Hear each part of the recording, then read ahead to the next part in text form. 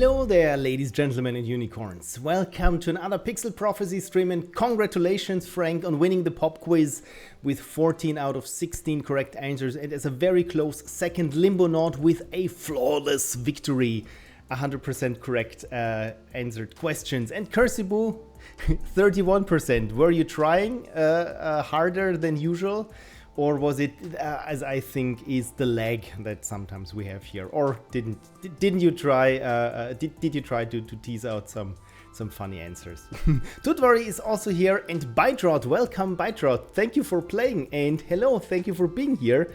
I'm the last winner, exactly. You're still fit on the card, so everyone who's here is a winner already. Thank you all for dropping by.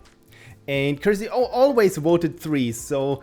Hopefully, yes, apparently the random number generator in that case worked well, because you have a 1 in 4 chances to be right, and you had 31% correct, so apparently yeah, it worked in your favor then. Limbo says, I think Kersey took all the fun options, probably, and the automated unicorn just sparkled up your last sentence. And some fun ones, yeah. Wonderful. Hello, everyone. How was your week? I have a couple of minor news to share, and I just had to check the camera to see if I still look sunburned. Because I had a rough weekend. Connie and I, we had a rough weekend this weekend, but not for bad things, actually for fun and nice things. Yeah, we had the in-laws over, and they brought their kids. So yeah, for 2 days it was. Yeah, my ears are still ringing. They are 3.5 and 1, so you can probably guess, especially when they're just cranked up on sugar and don't want to go to bed, when they just have the zoomies and run around.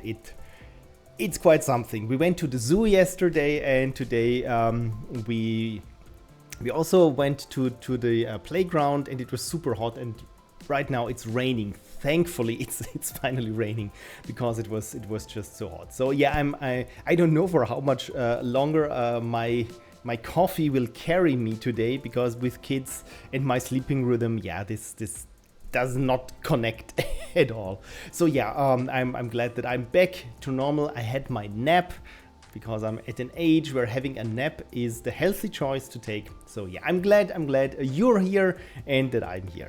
So what have I missed? Bytrot says, first time catching you live. Thank you for dropping by and for catching me. Always enjoyed your LD videos, great editing and cinematography. Oh, thank you for appreciating it. As you probably have guessed, it's a lot of work, and sadly the thing is, in the last months I didn't get to much editing with the postmortems. I still did some other video editing so far, but hopefully, yeah, I want to finish first my game that we'll look into today, and then get back to the video making train. As probably many of you know, I'm a man of many projects, too many projects, some people might say, and you know what, this might be a good segue to getting into all the other weird and funny and nerdy stuff that happened this week. And as Limbonaut said, I think Kersey took all the fun. Okay, good. I wasn't sure if I had missed this in the chat. Like I said, I'm a bit loopy today. Right, so you see this big brown box here? Oh yeah, there's one thing here. Finally, when I'm playing Atari games, I finally got for the emulator and also for the actual Atari, because this is no USB plug. This is the actual Atari, what is it, 9-pin connector? Is it 9 pins? Yeah, it's 9 pin.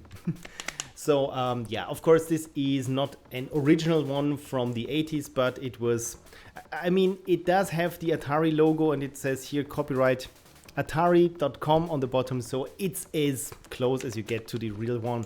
And yeah, the button is quite nice, and this was the first joystick that I had when I was playing Commodore games, because my neighbor who introduced me to Commodore games, this was his joystick of choice. The pun was definitely intended. So yeah, I'm very much looking forward to this. Then of course, you know, my good old Xbox Series X gamepad, and this one I complained last time that the trigger was sticky, and it's gotten worse. You can, when I hold it down, You can see there's a delay. Sometimes it just sticks and you cannot play. You cannot play Clair Obscur with this. So there will be a new controller. Sadly, I wanted a yellow one. Like this kind of yellow. As some of you know, yellow is my favorite color. And the only one that exists is, I think it's called Electric Buzz or something. And it's kind of lime greeny. So I got a black one. Oh, Badger Dash, my God. Badger Dash, thank you. You just drop shipped some love to this very stream. Thank you so much. Everyone feel yourself at home. You already feel at home here. But even more so now that you have a subscription courtesy of a Badger Dash. Again, thank you Badger Dash for being such a supporter of this tiny, puny little stream. As some of you know, Badger Dash did this multiple times now, and I joked, please don't make this a tradition, because you probably need the money yourself. But I'm just very grateful that more people can enjoy the funny emotes. Yeah, right. I should get back to the emotes. Last week we made some stickers, and those I want to put in as emotes for the stream. So yeah, I need to get to this. But then you have a little coffee bean enjoying some coffee. And Badger Dash says hi to all. Again, thank you, Badger Dash, for dropping by. Bydrod says, nice controller. I have an Atari 2600 Darth Vader model with a controller like that. Darth Vader model. It's the big black one, you mean. And Fearride says, thanks. Yeah, please show some love for Badger Dash, because Badger Dash shows so much love for this very channel. You see, I always point to this screen because this is hard to put down today. Maybe I can make it with just enough coffee. Badger Dash says, I saw non-subscribed guests and now you've blessed them with a gift of subscription. Thank you so much. Frank says, make sure to let us know when the bean with a mug is available. Yes, exactly. The coffee bean is holding a little bean mug. And Frank voiced interest in the design, and I already started with doing some sketches of this design, because you said it should look pretty much exactly like the bean is holding it. So what I'm opting for is doing again a hand-drawn colored pencils gradient as is visible, and a hand-drawn sign. I hear a honking concert out there because, like I said, we have a thunderstorm, but people who especially here love their parties, and yeah, I can hear like multiple cars honking now. There must be something going on here. Probably they're watching the stream and just want to partake. Sadly, they're not here, so yeah, you missed the gift from Badger Dash. Right, and yeah, still we have this box that the unicorns have oversight over, and I can show you what is in this box. This is one of 3 such boxes, and viewers of this stream might recognize this design. Yes, it's finally here, the Pixel Prophecy notepad, as we designed a couple of streams ago. Now I had it printed. The only thing that I'm not happy with, because everything else looks super nice and just as intended. Yeah, the only thing that I'm not too happy with is the rather flimsy cardboard here, because you can see how easily this wobbles and bends. So I'm not 100% happy with this. The other ones, the old ones, had much stronger cardboard in the back. Then again, I mean, the printing quality itself is good. So yeah, I'm very much looking forward to doing some more idea collection and brainstorming on these things. So I'm super happy how this turned out. Sure. Yeah, let's just leave it at that. This is what I've learned with this weekend with the kids over. Something drops. The first day you're, oh my god, everything is going to break and be dirty and whatever. Just one day later, it's like, yeah, the kid poured some juice on the floor. Yeah, I will wipe it up later, because yeah, there's no chance that I will not see it. So yeah, whatever. I will get to this eventually. And we have, oh my god, we have a hype chest. I have a hype chest. Thank you, Badger Dash. And Fearride says, first time seeing your content was the LD postmortems too. Oh, thank you for remembering all these old videos. Rarely get to catch the streams live, but appreciate what you've done back then. It was one of the reasons I got into the game dev industry. I've heard this story not once, not twice now, and with the state of the industry, my reaction is always to say, I'm sorry for what you got yourself into, but then again, I'm just glad that maybe some of my videos helped you keep the spark and the joy and passion in you alive for game dev. So I hope you still have some passion with game dev after the industry thing. But again, it really does warm my heart. Thank you. And the weird thing is I have too many postmortems in production right now. I say in production because some I just have written the script. With some, they are like 75% complete, others like 50%. I have way too many of these and too little free time. I realized this. This is the bane of working full time. I don't have time for anything anymore, but I really want to put out another video because there's another video that's not post-mortem related, but game dev and computing related, which is almost done. But first I want to put out another game dev video because the joy of making games, I want to spread it as wide as possible, because I always feel like the more people making games and with their personal tastes and the experiences that they want to make, the more games the better. I think that's the gist of it. Super busy due to crunch, but I'll be lurking. Oh dear, please.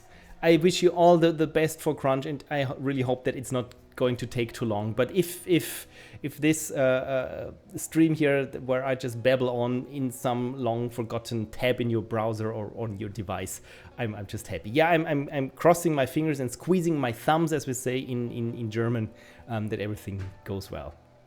Tutvari says, thanks for the sub. Firad says, it's all good. I'm doing game porting, plenty of work there. Okay, I think with porting nowadays, and now with the Switch 2 out, I think porting, that's true. Never really thought about it, but porting is the bread and butter job. You always will have multiple consoles, at least in current environment, or just making sure that Unreal Engine works with the Steam pipe integration. Something. So that's okay. That sounds like a very stable job. You never know, but crossing my fingers and squeezing my thumbs.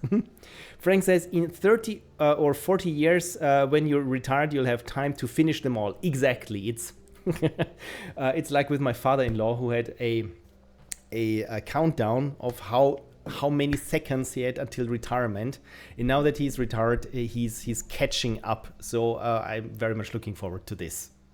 And venereal disease is also here. Hello, disease. And I got the better up emote apparently from the hype train. So thank you everyone for helping with the hype train. And this is the choo choo emote from the hype train. So for what it's worth, I'm not quite sure. I'm going to need a cute bear with a basketball bat. See, this is how stirred my brain is. This is not a basketball bat. It's clearly a tennis racket bat.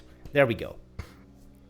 And right, then there is one more thing that I want to show you that I managed to get to, but now we're already getting into the digital realm. So let me switch over to, this is the music that we're hearing. I should have prepared something.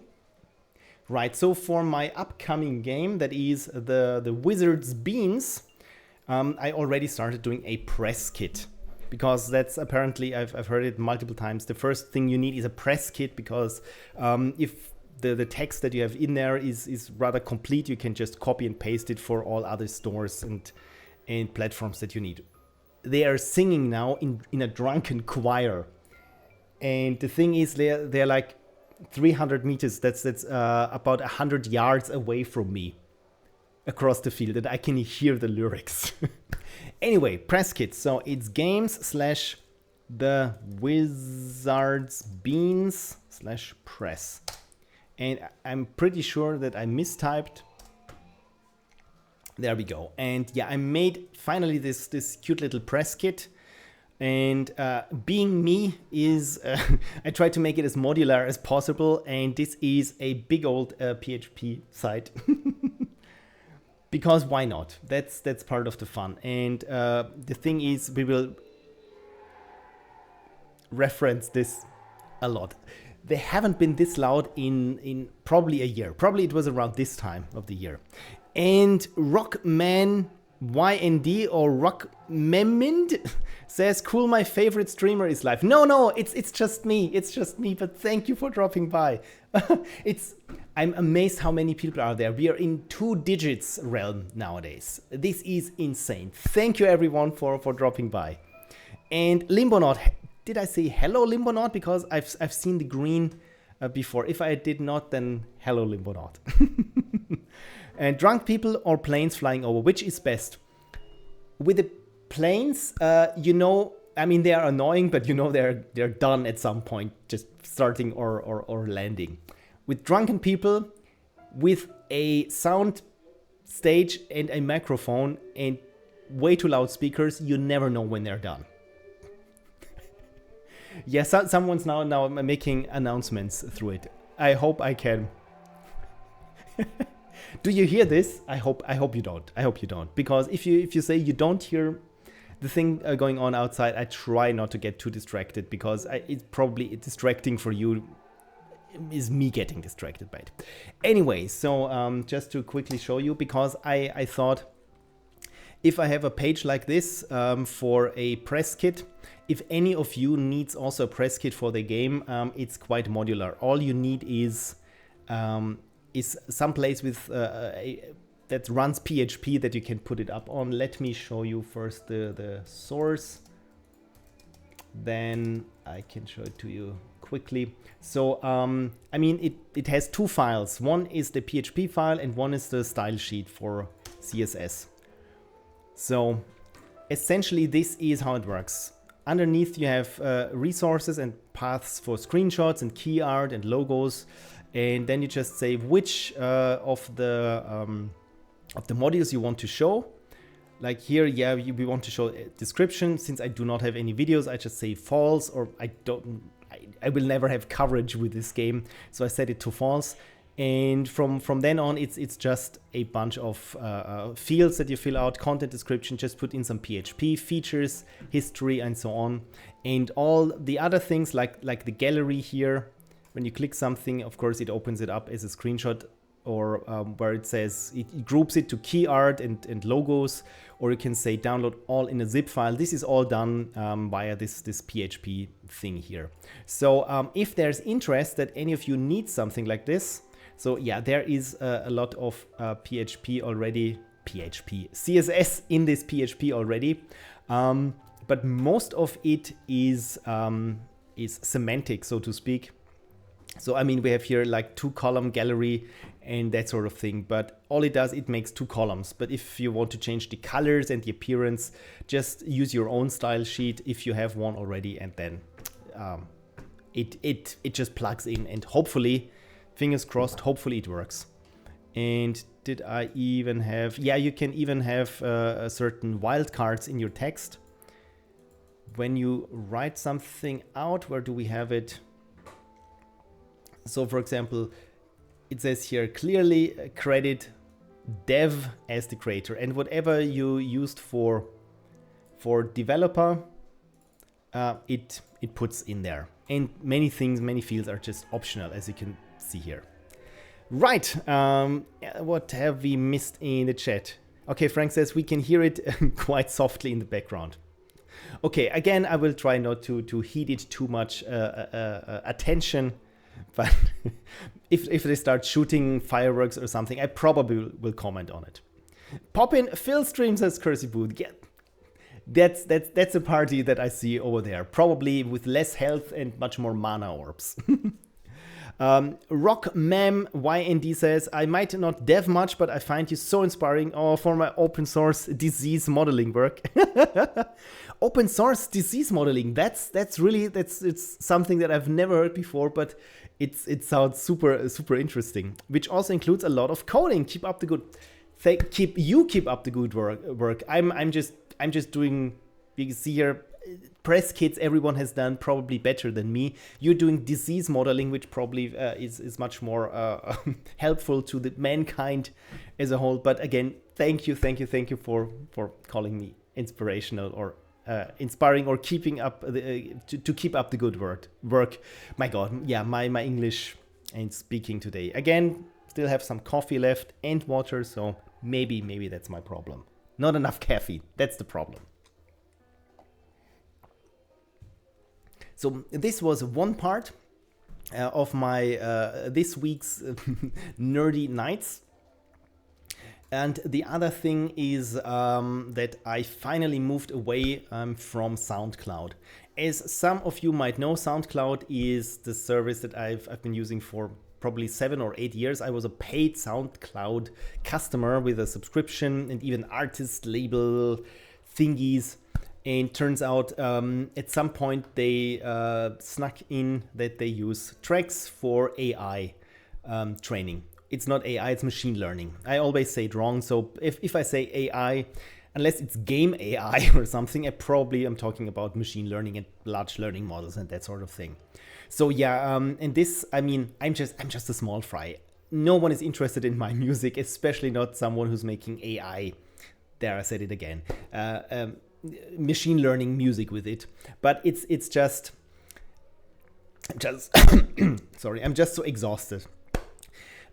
Just a tiny fraction of people really welcomes this LLM revolution in their products. Most of them is just, how can I turn this off? And I mean, if everyone wanted it, then I would seek it. I, as a customer or as a user, would seek it out and enable it voluntarily, and not have certain features activated for my benefit silently through some update. And yeah, again, you have to pick your battles because it's pretty much everywhere.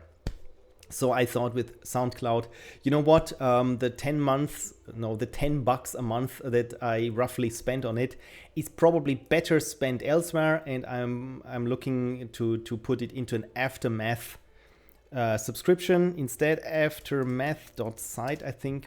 If you don't know what Aftermath is, it's a worker-owned, where do we have it? Got a tip about us. It's a worker-owned, reader-supported news site covering video games, the internet, and cultures that surround them. And the other might be 404 Media. So those are my suggestions for you if you haven't heard of either aftermath.site or 404media.co, because they are also a journalist-funded digital media company exploring the ways technology is shaping and is shaped by our world. And they also have some very cool reporting that you don't get anywhere when everyone is looking just for the latest clicks. So where was I? I moved away from SoundCloud, but also wanted to put my music up somewhere. I mean, I have it on Bandcamp, bandcamp.com. Seth Carissa, by the way, is my alias as an artist, as a musical artist, and this is my Bandcamp site. Bandcamp is just fine, but especially for streaming music, it's not as convenient as SoundCloud is. So I needed something that feels a bit like SoundCloud, which is not completely coded up by yours truly in an afternoon. So meet Faircamp. And Faircamp by Simon Rep is exactly what it says here. It's a static site generator for audio producers, and you can, again, it feels a little bit like my like my press kit template here. Essentially is it builds a website that you can then upload. Again, it says it's a static website. So whenever I do changes or something, I have to recompile this and upload it. But the cool thing is you can customize it. And let me show you what I came up with. So if you go to sethcarissa.com, this is my web space for my music making. And there, finally, we have listen to Seth's catalog. And for now, there are only a couple of releases there, but I like how it looks. So for example, we have here some digital releases, and let me pause the music there in the background that it's not stepping on each other, but it's super convenient. You can click the waveform and it plays wherever you are in this waveform. And since I have all these tracks as individual tracks, they also have here a nice cover image. And see, those are machine learning things that I wanted to use. So I started with some Midjourney prompts and then went over in Photoshop and played around with them. So, but I mean, apart from this one, this is made entirely in Photoshop, because that's usually the thing when you want something with Midjourney or other image LLM image generators, is if you want some very fine lines or fine details that just that don't start to get all wonky at some point, yeah, it's not possible. And I thought, I mean, making something abstract with a keyboard, I think I'll manage myself. So and we have one album here of my latest video, so the entire soundtrack of this latest video you can stream here. And it says here download, but when you click download, all it says, please support me on Ko-fi or Patreon. So if any of you really wants to download the music to this web short and don't want to have it stream in your browser, by the way, this also works on your phone. I'm not tracking anything. There aren't any cookies I set, really. This is super simple. It's just a site. It loads in seconds. The biggest things that need to download are just the image files for the covers. And of course, when you click something, then it needs to stream. But even the bitrate is not really that shabby. But overall, yeah, I'm super happy for the most part. One thing is that I'm not too happy with is, you can see here, I have digital releases, game music, and chip music. Those are more or less like categories. And the thing is, I cannot link. For example, if I post a new music track here in game music, let's say, and I want to link to it, there is no option to have permalinks to the individual tracks. So, I mean, there's a permalink here to this category that is game music in this instance here. But if I click here, let's say on this gardening adventure, I get here the permalink is 1. And this is the track number. And like I said, if I want to add over years to come music to, let's say, digital releases or chip music, then the track numbers might change, and I want to control how they are ordered. So I have to look into this. My way of doing this is point 1, I already exhausted. That was to message the creator and said, hey, is this possible? And they said very graciously, you're not the first to want this, but it's more complicated than you would think to have permalinks for the tracks. Because again, as we all know with programming, things that look simple from the surface, depending on how your architecture underneath is, some things might be much harder than you would ever assume as a user to implement, while other things, if it's, for example, if it's like modules based, is much simpler and just half an afternoon of work, for example. So yeah, this is not working unless I can fund the development of this for this one feature, which probably I'm not going to. We will see how well my game does, and if it blows up, then probably I can invest in this. But yeah, so instead I probably will have all my individual tracks. As you can see here, those are all individual tracks that I will have each of them as an individual album with just one track. So hopefully this should alleviate it a little bit. Yeah. So this was the other thing that I toyed around with, and yeah, as many of you know with me, it's all about polish. So I spent more time tweaking the color scheme here of the little category icons and the actual covers. For example, here I still had the Game Boy that I photographed once, and so on. So yeah, much more work went into this, but I'm super happy with how it looks. And again, if you want a static site as a music maker or even podcaster or something, look into FairCamp. It's really cool. As you've seen, the features are super thought out for the most part. I mean, I have a very special use case. Right. Then what else have I missed? Frank says, does the press kit come with a free mug and stickers? If only, but maybe I can send you a mug and stickers with a press kit. Limbonaut says, AI term is mostly associated with machine learning these days. Exactly, but since I pride myself in knowing the difference between artificial intelligence and machine learning, and I always get it wrong because in the public discourse we know AI this and AI that. But yeah, you know what I mean. I know what I mean. I just don't want to spew things that even I know while I'm saying it are not the correct term. Frank says, when you're not tempted to code your own solution, we know it's serious. Exactly. I mean, I was tempted to code my own YouTube alternative, to self-host my own videos, and I've written, I compiled over a couple of days a technical spec for it, what I need, and how the architecture, how it's going to be set up, and how to do caching and so on. But I think, as far as I know, this person who made FairCamp also has something that is similar, and that is Hyper 8 video system. That is exactly what I was looking for, a self-host video solution. The only downside, of course, when self-hosting music is one thing in terms of bandwidth and server space needed than self-hosting videos. But probably I will look into this in the long run, because again, with YouTube, they just annoy me no end with even more commercials. What we've had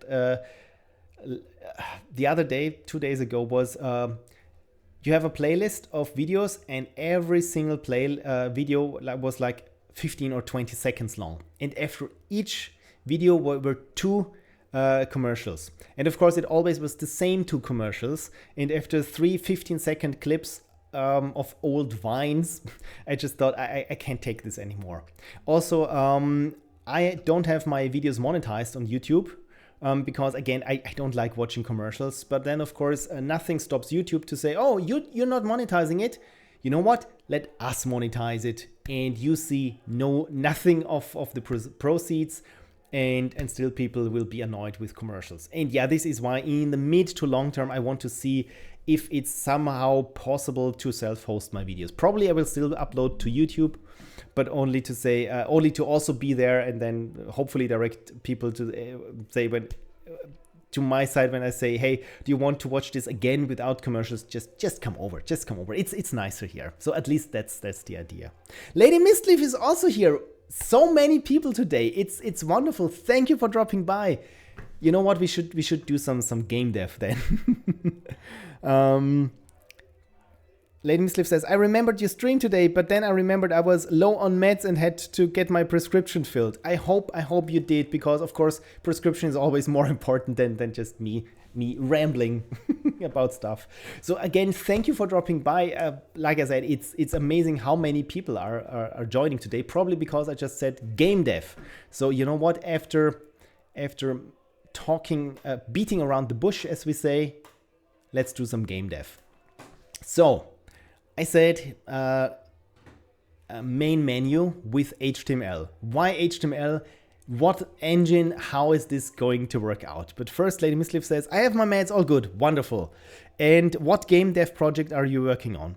And thought about other sites like Vimeo, says Cursiboo. The game dev project, yeah, this is the Wizard's Beans. It's from my Ludum Dare 56, where some of you have played this probably game here that's been there, done that. It's a Twine game where it says it's a humorous little text adventure about a mishap in the tavern, jelly beans, and magic.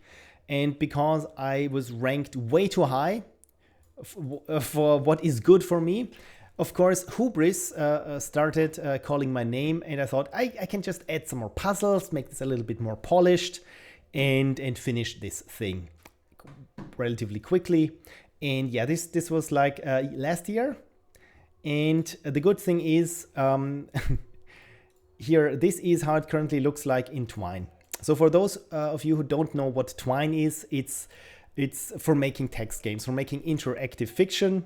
And there are various different story formats, as it's called in Twine, that offer more or less capabilities for programming and so on and so forth. So the story format that I'm using is called Sugar Cube, which is pretty much an entire programming language on top of everything.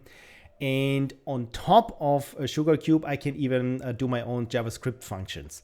What gets output is an HTML file with embedded JavaScript. So the entire game is just one HTML file in Twine. And just to show you quickly how this goes, let's go to out of closet.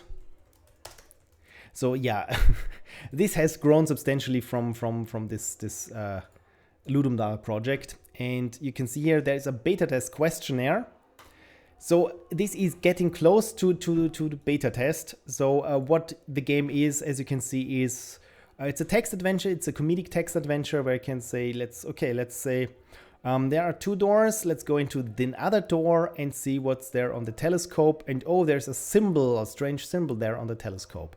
Or when we go down, let's keep going down. Let's say further down, and there is a wrinkled book, but the table of contents is much too faded to read. So there are little puzzles there you can explore, and of course in the end you will have a confrontation with the evil wizard that is keeping you in his tower for nefarious reasons ? So yeah, this is the game, and one thing that I'm super happy with are these magic enchanted jelly beans that you can all examine or pet or use, because when you pet them you learn more about them, and also they are happy when you pet them. They enjoy this a lot. So let's examine them. For example, this one used to be buttered corn. It seems smug. So and you can use in certain places their abilities to help you with puzzle solving. And you can see here there we have take gold, taste soap, smash soap, and yeah, those are just for debugging. And there's even a journal where you can write your own notes here, because this is what I've wanted so often, was a way to take my own notes in the game, that I can always have them at hand when I'm playing a game where I don't have, let's say, a notepad next to me. So the game tells you here what you find, what you already found out, and you can even put whatever you want here, and it even scrolls. So, and of course when you open it again, you still have it here. Right, so this is the game. It's almost finished. There are some parts that are red, like this one here. I have one puzzle to implement with the hidden drawer and to write all the endings. And depending on your choices, there are a couple of things that change also per player, which are random or procedurally generated, some puzzles, for example. And some things might happen or not happen. It's random. So this is the game, and for this I need a main menu, because as you see here, when I click play, and then we have here the beta test message that's now there, but essentially you just start with the game. And I want to have a nice little title menu, and maybe, I don't know, options, credits, achievements, Steam stuff, quick, and so on and so forth. So, but first, let me get back to Cursibu, who thought about other video sites like Vimeo. Yes, I thought about them, and none of them really fits what I intend with the Pixel Prophecy videos, where I want to have.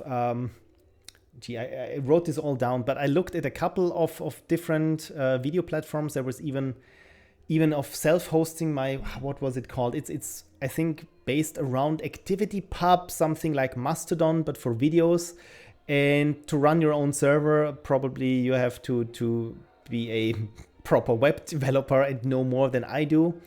And also, like when I don't know or understand 90% of what I need to run a certain platform, then it's probably not the one that I want to run.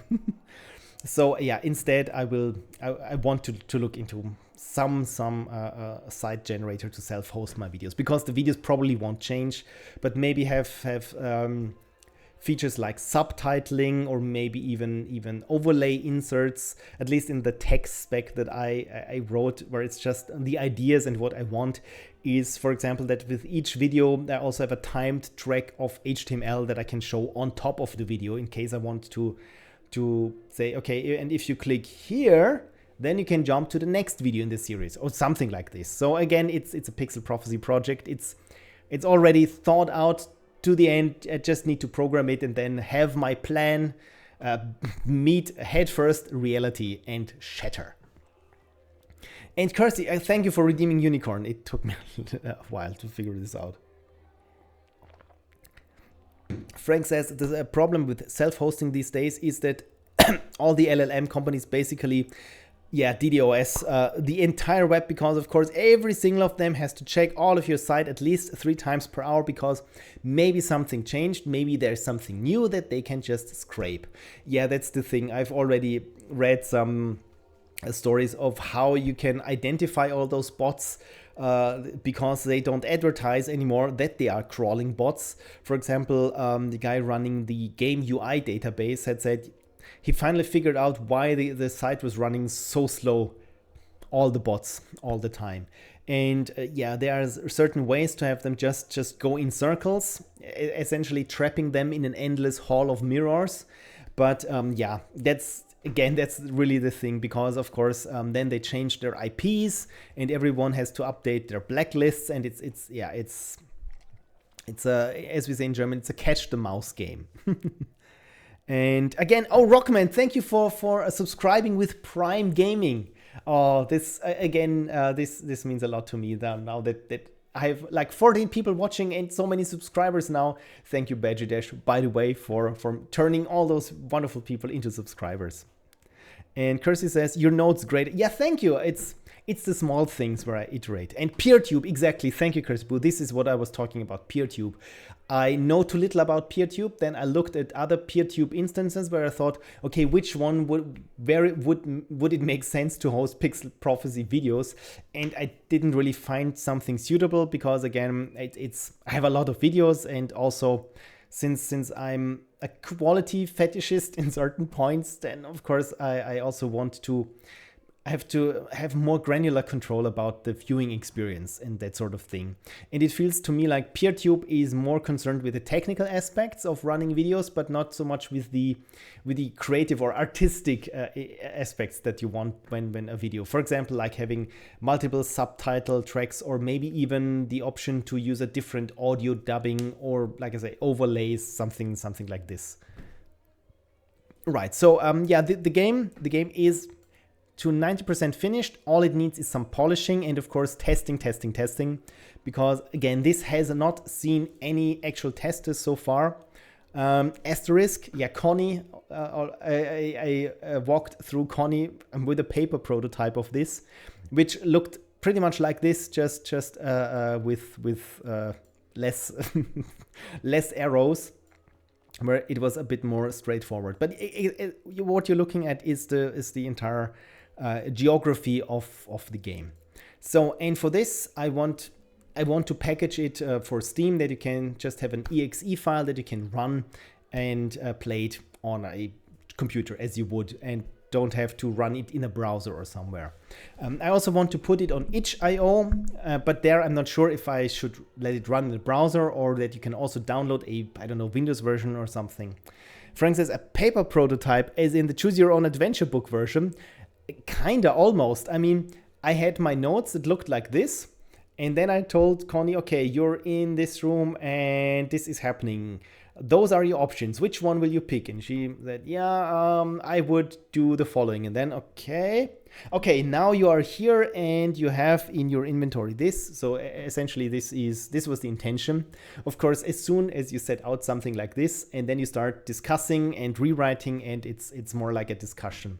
But in the end, I have lots of paper, because just here, for example, this tree here, that doesn't look too intimidating until you look into the individual nodes. This is a conversation tree that tracks various kinds of variables, and depending on what happened before, certain references, for example, when the game says X, Y, and Z happens again, then of course the again is only there when it happened before, because I really want to have this, that you read it like a book, and you don't have to think, okay, this sounds like it was just cobbled or just plugged together from individual sentence fragments, because it should not read like this. And who would have thought suddenly, even making a text game, I lose myself with polishing. The other thing is, I said before that there is also JavaScript that you can plug into the game, and this is the JavaScript for this game the custom JavaScript that I added on top of what is there. So lots of functions pertaining to the gameplay. I even have here my own arrays. For example, here I came up with a class of a pluck array. That's an array where you can pluck things out of, you can randomize it, you can reset it. Essentially, it's like if you have like 3 colors, or let's say, or 5 colors, and you always want to have them randomized, and whenever you pick or pluck one element, it's not in it anymore, but you can say I want to reset it, I want to reshuffle it, yeah, and all those things for procedural generation that I... Okay, they're playing music, singing and honking the cars now. It's, yeah, in 2 hours I will call the cops upon them. Right. Frank says, want. Oh, this is nice. And Kirsty says, more like a tabletop RPG then. Yeah, it's a bit like that. It's less of an RPG because I don't have any RPG mechanics. I hope I made this clear, or I make this clear here in my press kit. The features list what it all is. It also says the game is not for you if you're looking for RPG systems, romance options, and combat. Because this is not what's happening here. We don't have any character growth apart from the person sitting behind the screen. Oh, yeah, it's one of those games. Yeah, and romance options is, personally, I'm not interested in romancing options, and especially not interested in writing these, because I don't think that I will be good at it, because, yeah, graphic novels are not my thing. I played a couple of them, but yeah, the romancing options, I realized, especially with 1 or 2, where the entire game was more about these things, and I thought, yeah, this is all about figuring out how the system underneath works, and then to have the romance success option. Yeah, this personally I'm not interested in, and when you're not passionate about something, when you make something you're passionate about, if you don't enjoy what you're doing, probably just leave it out. The end product will be better for it. And same thing with combat, since I don't have any RPG systems in there, so it's more like a point and click adventure, but it's more like a point and read adventure. I mean, you can still click. I mean, in the end, you'd point and click. It's just not a graphical point and click adventure. Probably should think about this, but then Frank says, I know I should not give you ideas on things to do, but an actual choose your own adventure book of this would be awesome. One thing is, I thought about it because it's a pretty fantasy pastiche, but there are certain things there. The only downside is with a choose your own adventure book like this is I have way too many things that change dynamically on choices you did before. If this were an actual book, there would be so many things that would either spoil you, or yeah, I think writing a physical choose your own adventure book is a different skill than doing it here. I think you even need more skill, because you have a linear medium, a book, and you try to do interactive stuff there. In the end, I mean, a choose your own adventure book is a lot of go-tos that you just must not turn into spaghetti code. To make notes, to do this here, it's much easier when you realize, okay, maybe this passage should only come when the player has seen this passage and the other passage. Yeah, then I just have a if check in there and be done with it, and the player doesn't have to worry about this. But I mean, I like the idea of writing a choose your own adventure book. I mean, as a kid, I wanted to write one. Didn't have an idea. Only had the book and the paper for the book. Frank says, like a deck of cards. Oh yeah, this would be fun if the book is essentially a deck of cards that's labeled. DC says, unrelated, but I always forget to say this, but Power MT is a top 5 name of a game. Blew my mind, and especially since it's a real place. Thank you. And the funny thing is, yeah, since Power is in Montana, so it was Power MT for Montana. And only then I realized that MT is like, oh, it's like empty. This was just a fluke. It was not intentional. I think it took me a day to figure this out. That's Power MT is Power Empty. And I thought, oh God, everything is just coming together for this. I have to keep this title. Because, I mean, how many other places where things that could be empty are in Montana? And then you have to set it in Montana just to make it work in the title. But the game, actually, the setting would be better in, I don't know, in in South Africa or something. So for me, like I said, it was just a fluke, the perfect storm. And yeah, I'm just lucky that I stumbled upon it. Let the kids have fun. Yeah, they still have almost 2 hours to have their fun. Now they have a light show. I see flashing colored lights. Frank says, go to page 17, paragraph 3. On page 17, paragraph 3, say, scratch out word 7 on page 83 and replace it with X. Easy. I mean, I would have a Turing complete stack of cards in the end, where it's just, okay, this could be interpreted as bytecode. And I mean, all you need is a pointer that goes from one place to another and modifies things there or reads things and some register. And I think we have a Turing complete choose your own adventure book. It's not fun to play, but it's possible to program your own anything with it. You can run Doom on this stack of cards.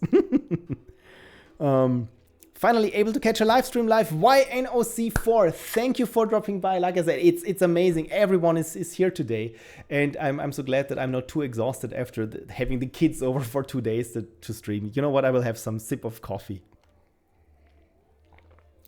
Fluke of a lifetime. Indeed, I will never have such a great title as Power MT anymore. And I mean the deck. I meant the deck of cards for your plug array. Oh, yeah. You know what? This would be interesting if we find some algorithms and we ask, okay, which of those functions? How would I make this as a stack of cards? How could I make this a physical thing that exists like in a book or something, or just print it out?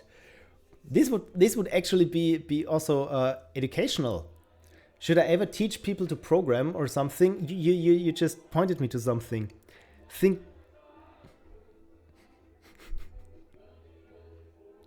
You can probably hear them now. Yeah, they're having fun. We're having fun.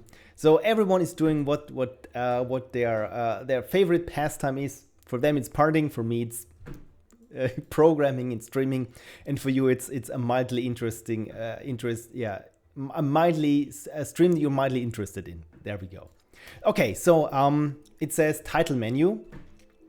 And how does this work to make a Steam game out of this? I'm so glad that you ask. Longtime viewers already know this, that I'm using a framework essentially that essentially is capable of, okay, I have an HTML file, please make me an executable file for my operating system of choice out of it. There are multiple things of ways that you can do this. One thing is what I use is NWJS. That stands for Node Web View.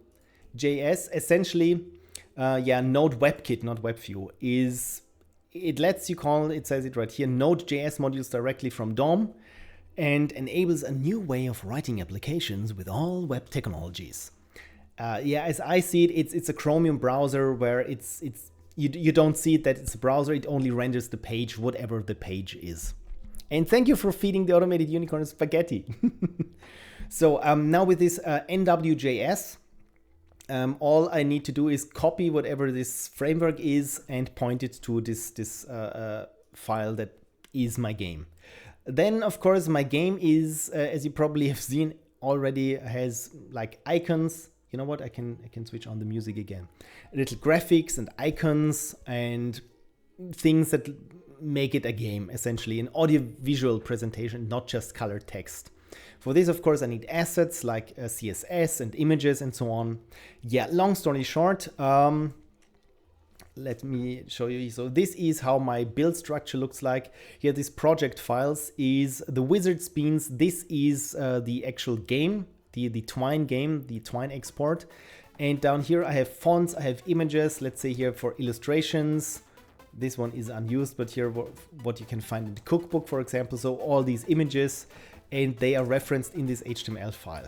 So of course, when I need to build this with NWJS, in the end, the idea is to have an exe file that comes out of it. And for this, I wrote this build script also on stream a couple of years back when I wanted to make Power MT, a full Steam version.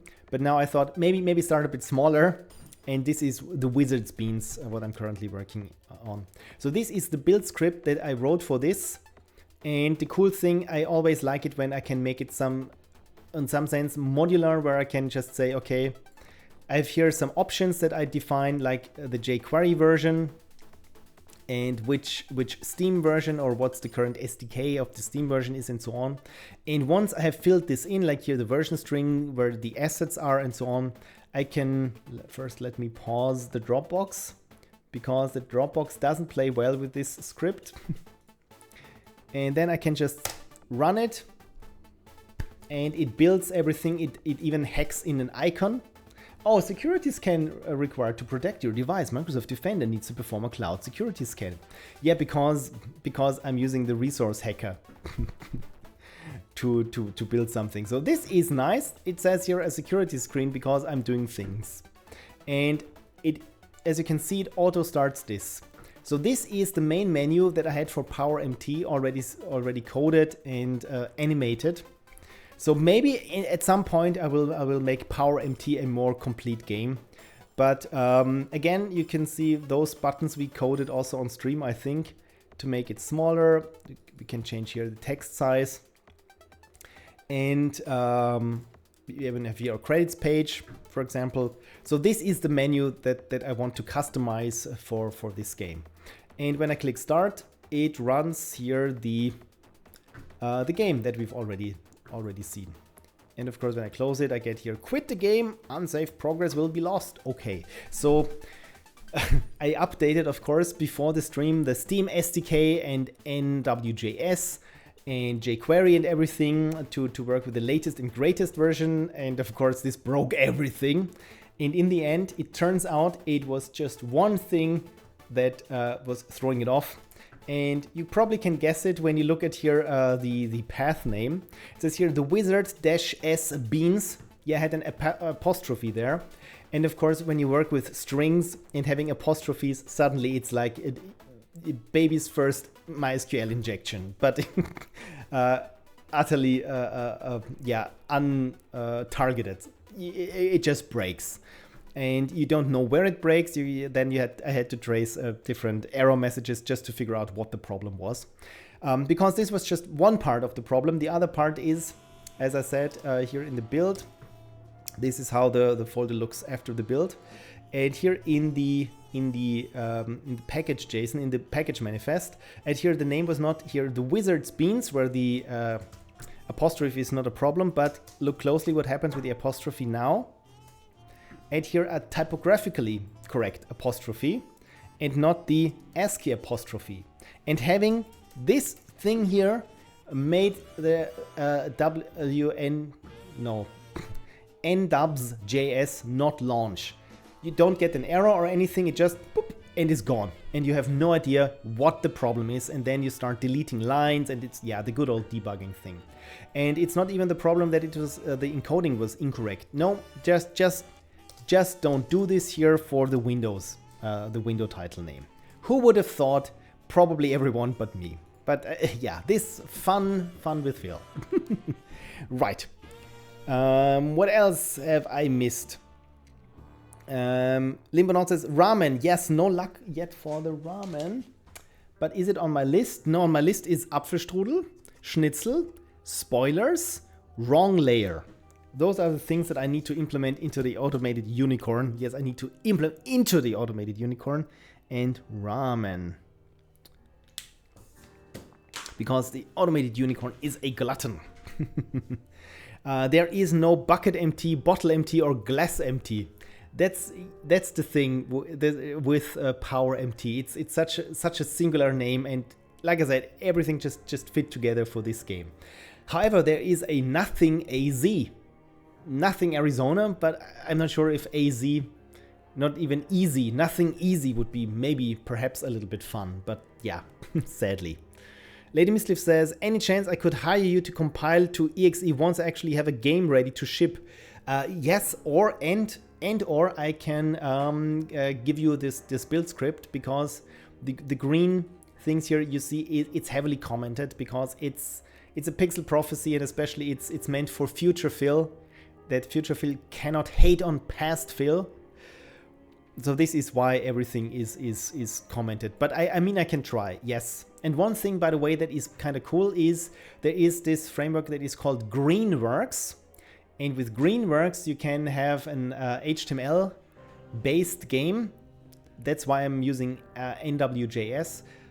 Here it comes with Steam integration. You can have achievements, you can have, I don't know, lobbies, I think even Steam Workshop implementation, or Steam stats and so on, because it's done with Greenworks. So if you should ever need this, Greenworks Steam, you can find it on good old GitHub. It's by Greenheart Games, and the thing is called Greenworks, and it lists here which NWJS version you need, which Steam SDK is supported, and is, as far as I know, has lots of samples. For example, here with NWJS, it also works apparently with Electron if you're using this.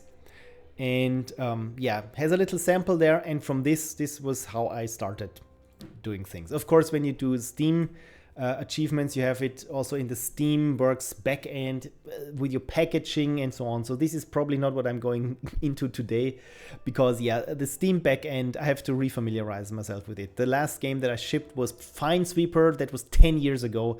So, and I would assume certain things have changed with Steam. So I have to look at this, how it goes. Yeah, you see here other references to things like Fart. That is a file replacer. For example, I'm using it. Fart. Let's look for Fart.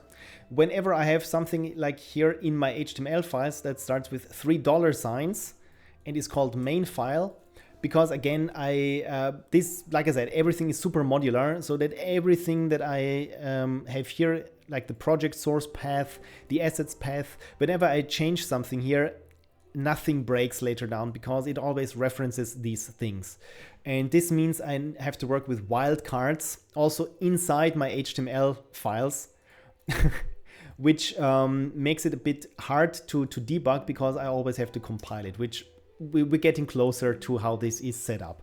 So to launch this game, it's the Twine game is one HTML file. But how does the main menu work, for example?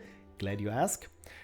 Here in build sources, this is everything that comes with the final version.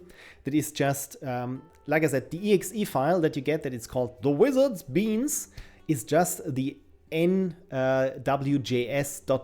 file that loads, like I said, it's the browser, where I changed just the browser's title and icon to my game's title. But all it does, it loads this one site, and the site is called entry.html. And we can have a quick look at it, because it's the entry point, and it has here, it loads here some again, pretty modular style sheets. We have here some Howler I don't need, but macros and UI events and so on. And essentially what it does is I have a couple, so the Twine game is, like I said, an HTML game, but as you've seen, we had these little buttons on top of it. So it's probably best when I describe it. Let me quickly show you so that you can see what's happening. So for example, we have here this overlay of the current version. When I click here something, I still have here the current time as debug overlay, no matter what happens underneath. So for example, if I have here something and then I go to start, this thing here stays on top of everything. How is this possible? Layers. So essentially I have multiple divs that are stacked on top of each other, and one div is just an iframe, an integrated web frame. Essentially it's the website showing full screen another website, and on top of this website I have things like here these buttons that I probably need to make a little bit nicer looking at some point. Even try to change here the font for everything. So this is how it works, basically. And the entry HTML side is just this layer cake, and it just shows different layers, different things, like the debugging overlay or the game itself. And also one of these things that it shows is the main menu. when I click on something on the main menu, it's a bit like a button, but instead of like a link, it does things differently. Where am I?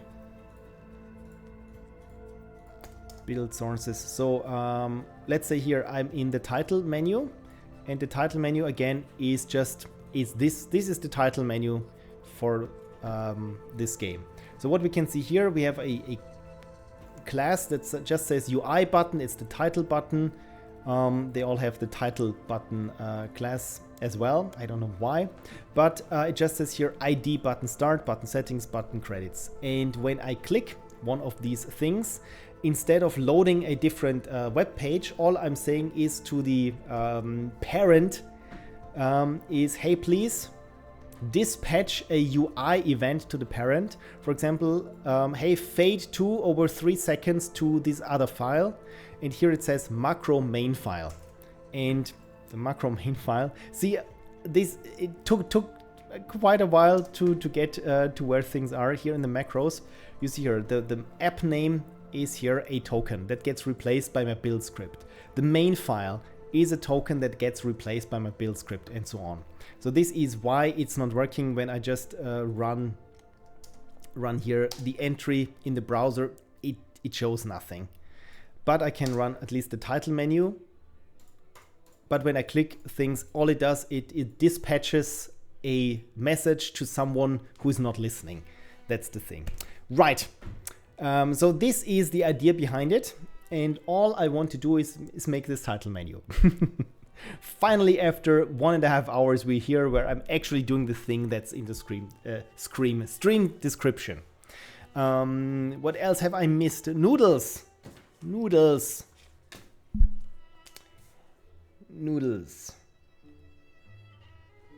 are tasty. So Lady Misliff says, or do you have all this info on YouTube somewhere? I mean, I have streamed it, but as you know, with streaming and so on and so forth, it's probably not a fun thing to watch an archived stream, because you know me, I'm going on tangents and jumping back and forth. Maybe I could do a YouTube tutorial for something like this. Probably needs to have some planning, because yeah, this build script that you've seen, this has developed over a couple of years and 0 shipped games, by the way. But the cool thing is I can just run this one bat file and it does everything. So probably, yeah, I mean, I could do this, or we can have a call or something that I can walk you through it. Well, that's one good way to not get spoilers. Feed them to the unicorn. Indeed. This is why we can feed also the wrong layer to the unicorn. Frank says glass could have worked. There's 8 of them in the US, just not in Montana. That's where Glass, California. That's the fun thing with town or place names in the US. They are pretty much the best of Europe's place names. I mean, there's even a Vienna somewhere. I think even more than one Vienna somewhere in the US, I think. And also weird names like Power, Nothing, or Glass. DC says Nothing AZ, an alphabet game, where you have to come up with a word for each letter in the alphabet, which you can connect to nothing in n steps. See, you already have a game concept there. I wouldn't be able to come up with this. This is kind of clever. Frank says, bah, there's a page in Idaho, 35 kilometers from Montana. Oh, that's 35. I mean, you could gerrymander it that you have page empty. This would be fun. Progress, says YNOC. Thank you for the emote, the celebratory emote. Frank says, these streams can indeed be rather trigonometric. Yeah, because I'm just going on tangents and I'm going on parallel tangents. So this is why when they converge my parallel tangents, only then I will get back to my topic. 19 Viennas, my God. DC says, my favorite town name in the US is Reefer City in California. That's cool, bro. You think about weed, but it's about refrigerators. Oh, really? Yum, sipped some water. Thank you, Cursibu, for reminding me. Let's all have a sip of water. Don't bump your teeth on the glass.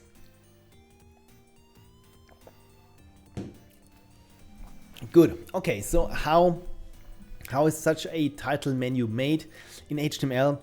I mean, it's pretty simple, right? All you need to do is just specify, for example, here in the background, I just have a video that I made in After Effects that gets you in the mood, hopefully. And I mean, I can even use a still frame for the background. And the good thing is here, we already have a still frame for the background. And it's here the key art. So again, I have the logo, I have the key art, I have already everything separated. All I need to do is maybe separate it some more or find my sources where I put it. Promo assets, key art version 7. Because one thing that that's the wrong key art. That is the wrong key art. I think I deleted the correct key art. You see, the problem is here, when you compare these two versions, one has much more details than the other, especially in the grass. And one thing is that somehow did not survive it is when you look at the roof of the tower here and look at the roof here in the vertical key art. See, there is a little telescope poking out, which of course should make sense because it's mentioned in the game. But I think I've lost the version with the little telescope. Maybe it's somewhere else. Elements, beans art, logo, Steam assets. I mean, I probably have it here, but already flattened and not the actual art file. But yeah, so many layers as venereal disease. Yeah, that's really the thing. I mean, I started painting this in Krita, and of course, when you paint, especially I get a bit paranoid that I might delete something or paint over something that I do not want to paint over, and keep things separated, that I can still move them around. Maybe I still have the Krita file where everything is how it should be. Promo assets, title screen, key art. I'm a little bit worried. Assets, paintings, title screen version 7. There we go. Okay, good. This is the one where we still have the telescope. So yeah, also many layers, but I can save this out as Photoshop file.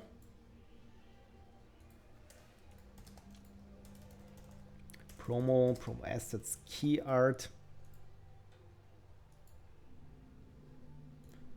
version 07B. We're already at letters. So hopefully this should have been it. Yes.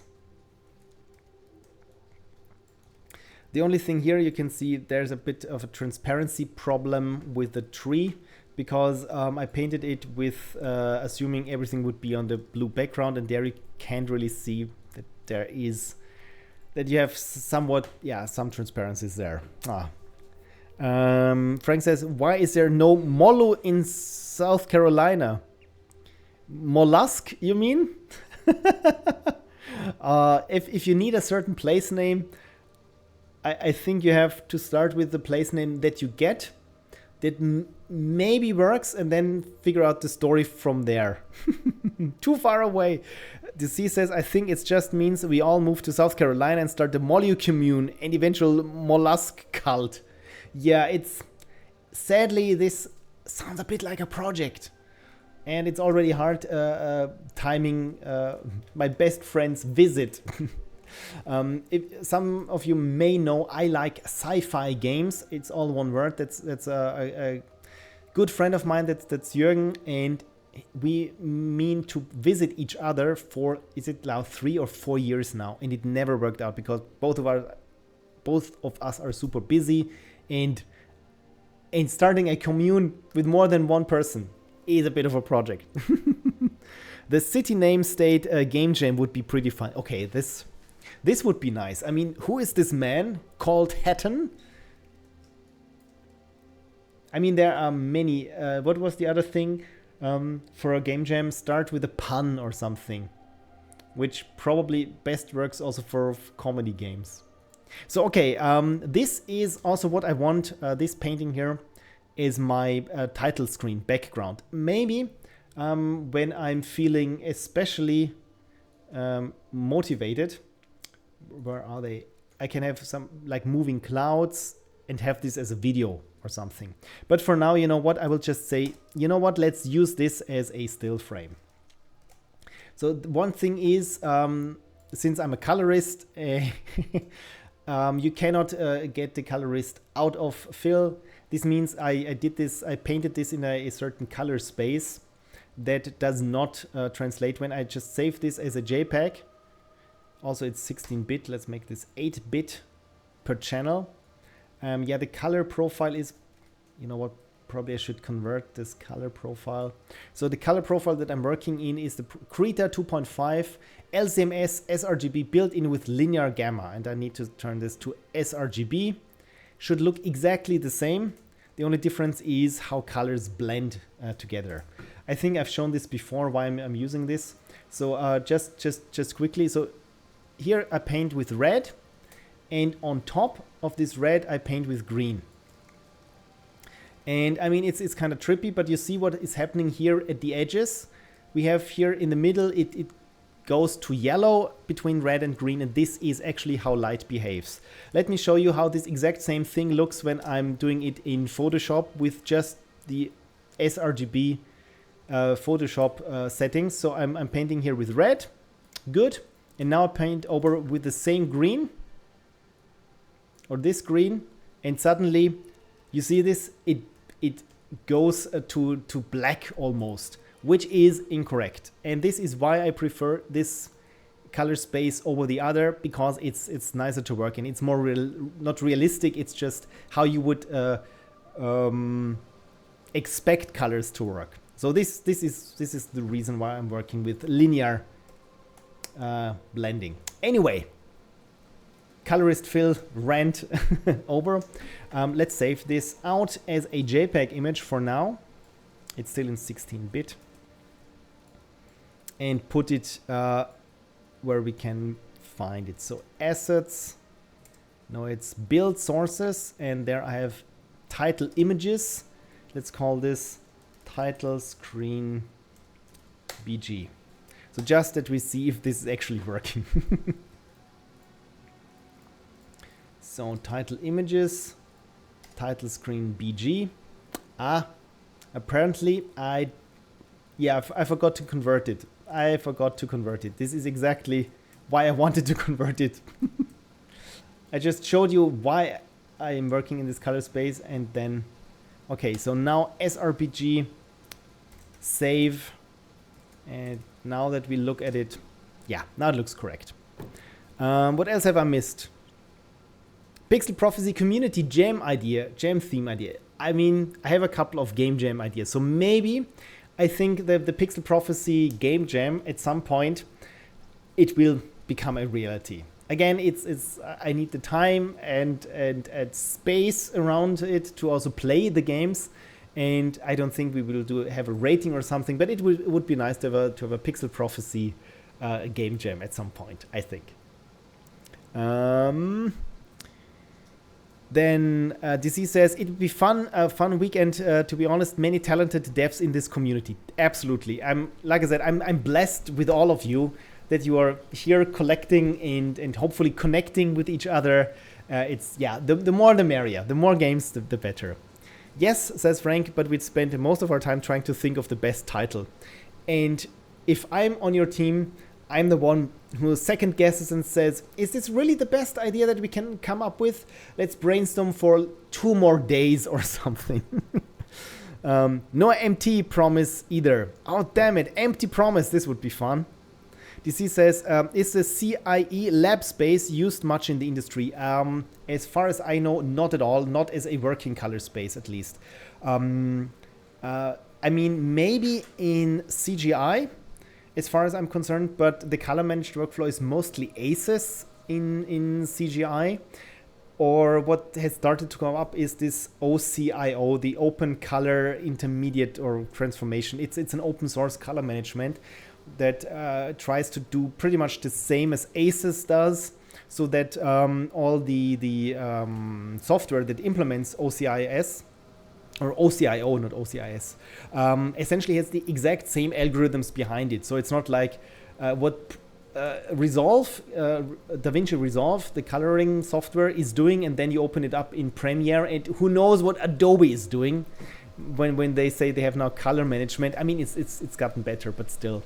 So there's a standard. But yeah, the CIA lab space, I mean, I use it occasionally because, okay, I will get to the user, to the main menu at some point. But I can show you for what this lab color space is kind of good for is, let's say you have something that is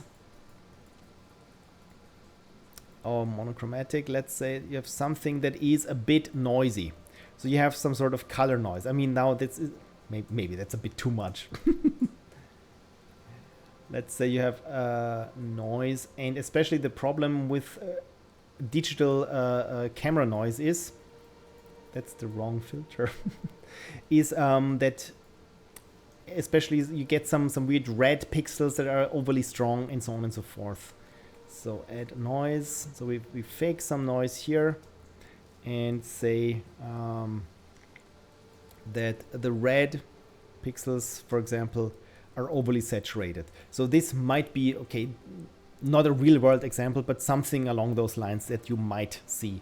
And when you switch to the lab color space, instead of having red, green, and blue, for those who don't know what lab color space is, you have also 3 channels, but it's luminance and A and B. So A and B are just color difference channels, so to speak. So it's a bit like YUV. So you have one channel, I can show you here. So the first channel is just the lightness. How bright is it? How dark is it? And the other channels, like here, this is the A channel, that just says on a gradient where black means it's very green or very blue, and white means it's very yellow. How much between blue and yellow is this, or magenta and green? So, and this is what I like to use when I'm doing these kinds of quick noise reduction. Is instead of going here into the lightness channel, we also have here the noise, of course, in the color difference channels, and you can just blur the color difference channels. So let me do this here, filter blur. Let's use a Gaussian blur. And if I do this not too much, so you can see here, this shows just the channel, and this is here my blur. And I do this here for the color, or just in one. And when we look here, I mean, it's still noisy, but all this red and green noise is not present here in where I blurred this. So this is what I use the LAB color space for. Again, it was one of Phil's tangents. This helps us absolutely zero with the title menu. And I also see here, this is the logo. Again, it's still Power MT, even trademarked. That was a little bit early. So, and instead, let's go and find the logo, because that's why I have the logo. Promo, assets, logo with subtitle, copy, build sources, images, and there it's title logo.png. So the good thing is, since this is not meant to run on the web, you can go crazy with the file sizes. For example, the logo is 2000 by 1000 pixels in size, and it's a PNG with transparency, and it's 1 megabyte in size, which is okay. The background is 3 megabytes in size. I mean, I still remember a time when we said, oh, this image is 50 kilobytes in size. Yeah, well, I hope we can wait for this. So, and now all I need to do is find the right HTML file. So here, the title, And there are the style sheets. So we have styles. So we have here, okay, this is the video background that we have playing. So let's take this out for now, and we just say image source is title images. Title, how did I call it? Title screen BG. JPEG. And does an image need a closing tag? I'm not sure anymore.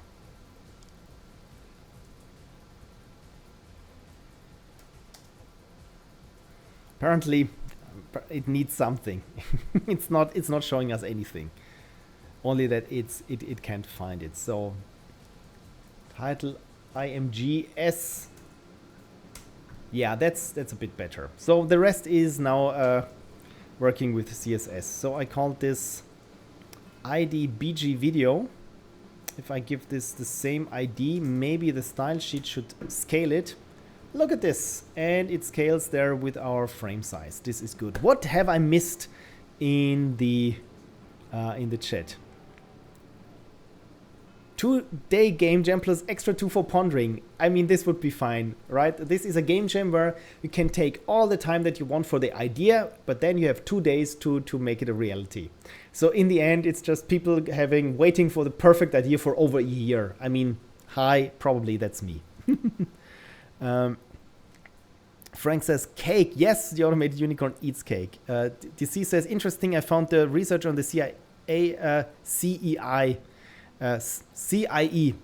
That's English and letters. Lab space quite helpful, especially around differences with DE2000. But I don't know any better, lol. I don't know what DE2000 is, frankly. So Frank says a lake empty is workable. Best I found so far. Okay, lake empty. This, I mean, I think this is a good starting point. We have why is the lake empty? Is the lake empty? Should we make the lake empty? I think we can work with lake empty. DC says sorry to take us, of course. It's me. I'm to blame for taking everyone, of course. By everyone I mean me. Sorry. I like the colorist info because it's so much more complex than I would have imagined. Yeah, that when I started as a colorist, I also thought, after doing it like a half year or 1 year, I thought, I mean, that's pretty much everything that there is to it. The rest is just taste. How much technicalities can be to color. And then someone put me aside metaphorically and said, oh, my sweet summer child, have you ever heard about color science? And I thought, what is this? This is color science? I mean, there aren't just like 8 colors. Why do science with it? And yeah, this is a rabbit hole. That's a rabbit hole. Especially when HDR and different panels, how they render colors differently, the color primaries and so on. Yeah, it's a fractal of rabbit holes, I would say. Lady Misleaf says, started out as crater empty. Ooh, crater empty. Crater, I like the word crater because I always think of the moon or sci-fi, but also of Crateria from the Metroid series. So for me, it's super sci-fi horror. Frank has found there is immigrant empty. If you go to live there, you're an immigrant. That's probably. Winoc says, without being silly, but how well does the game run? Like, what would be the minimum specs for a web browser game? Good question. I've asked myself, of course, the same thing as Steam asked me. Yeah, what are the minimum configurations? And since this is NWJS and web is the thing, the W stands for WebView. I went for WebView minimum requirements, and then just hope that I'm not using too many big videos in the background. But you see here, I already clicked this link here. So essentially, I mean, it should run on a potato. The only thing is, I'm not sure there is Node WebView for ARM devices. So that I do not know, and I also do not know how to compile for Linux, for example, or for Mac. But since essentially it's just all that needs to change is this browser, everything else should be relatively platform independent, which is kind of cool when you think about it.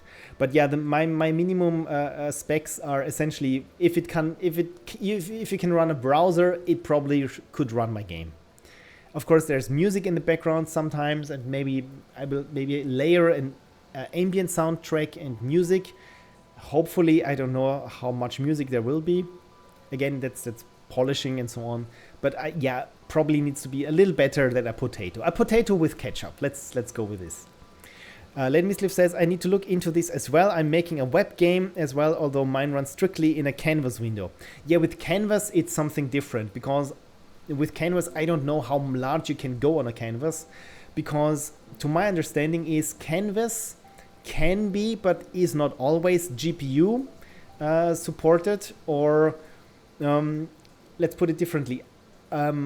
So far, when I've worked with the canvas, it was usually relatively small. For my tools, like for my Game Boy tool, I also use canvas to show, for example, dithering and that sort of thing. But I never use it, let's say, a 4K screen to be used, to be run inside a browser, because that, I think, might use some more resources than having this run as a standalone. Of course, it depends on the engine. And but in the end, since it always then has to go through a browser which renders it, I'm not quite sure. But yeah, that's really a good question. Where was it? Web programming, was it there? Archive 23. Oh yes, the Game Boy tileset converter. So where you can load in an image. Do I have an image? I mean, I have a screenshot here. And there you can create a Game Boy tileset out of it. You have here different threshold values that you can use. You can even have different, let's make this a bit bigger, different dithering patterns like Floyd Steinberg or Atkinson. By the way, I think the guy Atkinson, who made the Atkinson dither, died recently, which is kind of sad. But the Atkinson dithering is a pretty cool method of dithering, because instead of the Floyd Steinberg dithering, it has slightly different offsets, and also does not change too much when the image content changes. So it's not, when you have an animation, for example, it's not going apeshit, but it stays relatively static. Anyway, so yeah, for here, I'm using here for the preview the canvas, and you can see here when I'm changing here the thresholds, the update is pretty quickly. But as soon as I say I'm having here a grid which already previews how it would look as a tile set here on the Game Boy, suddenly it just craters. And again, this is not very big, but yeah, probably there is some things that I can optimize there. So this is why when I'm doing HTML game things, I try to get as far as I can with divs and CSS and so on, and try to use these things. But of course, you have much more flexibility when you're running a canvas system. Long story short.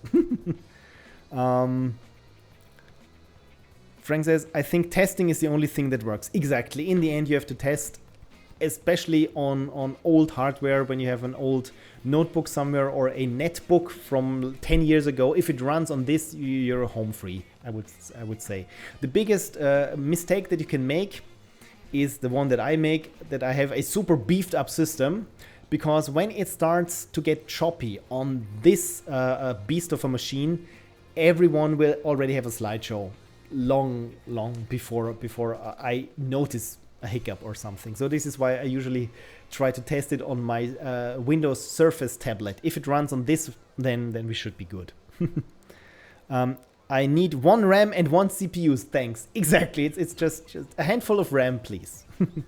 I doubt it would work on a Raspberry Pi. Yeah, that's probably the thing. Which one? The 4 and the 5 are quite powerful. Okay, yeah, Raspberry Pi. It feels like Raspberry Pi is like the GoPro of smaller home-built computers. The first ones, I mean, it was a miracle that they worked at all. but now we're like 15, 20 years later, and they are relatively powerful for what you get, especially compared to okay, how good were the phones 20 years ago compared to Raspberry Pi. Music in the background, says Frank, could be an issue, and of course once you do WebGL, things changes a lot. Yeah, things changes a lot. And Canvas, yes, well, it depends on what you do. Reserve empty, basin empty, zero empty. Zero empty sounds nice indeed. That's absolutely true, Y2C. Frank has a Raspberry Pi 400 lying around doing nothing that I could attach to screen to and try if you have a test URL somewhere. See, already we have Frank is getting into the business of running hardware profiling. And Commander Stitch is also here. So many great people here. Hello from Corvallis, Oregon. That's a nice name, by the way. Corvallis, that's a nice name. sorry for going the clown there. Now I just started a fresh project. It will be a while before I have a demo out. You know, you could try. One thing is to use as many instances and backgrounds as you think you would probably ever use in your game. And if that runs smoothly, you already have a baseline where you think, okay, I tried this with 500 instances that move on top of each other on a 4K screen and it runs okay-ish, so probably I'm good.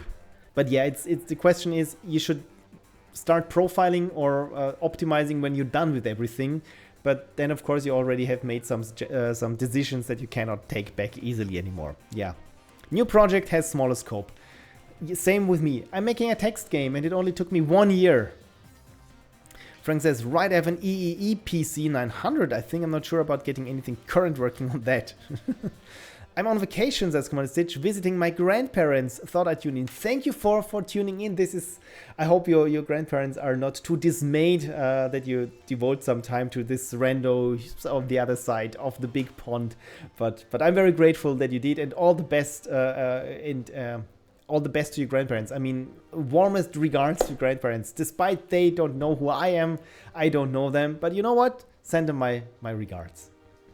DC says, start a business benchmarking games on increasingly weaker computers and provide a leaderboard. You you could call it Frank Mark or something. And yeah, and then you give out points. And if people pay you something, they get slightly higher points. Wait, that's not how profiling works. Place or might also have options like exclusive or, wasn't this and or? Is there a a place called Endor? I'm sure such business exists, says Frank. And Commander Stitch says, hi Frank, yeah, they are in their 90s now. Yeah, my grandparents also lived well into their 90s. That's good. So all the health that there is, I wish for them. Okay, so we have here a title screen that is almost finished. And by almost finished, I mean not at all. One thing is maybe we want to change, of course, the positioning of whatever is going on here. And since, again, this is HTML, let's just open up here our good old inspector and then just move things around. And since people can scale the game window up and down as well, I need to make an executive decision at some point where I think, okay, is it cool when the text reflows, or should everything be run at a certain resolution or at a certain aspect ratio, and if you scale up the window, everything scales up likewise?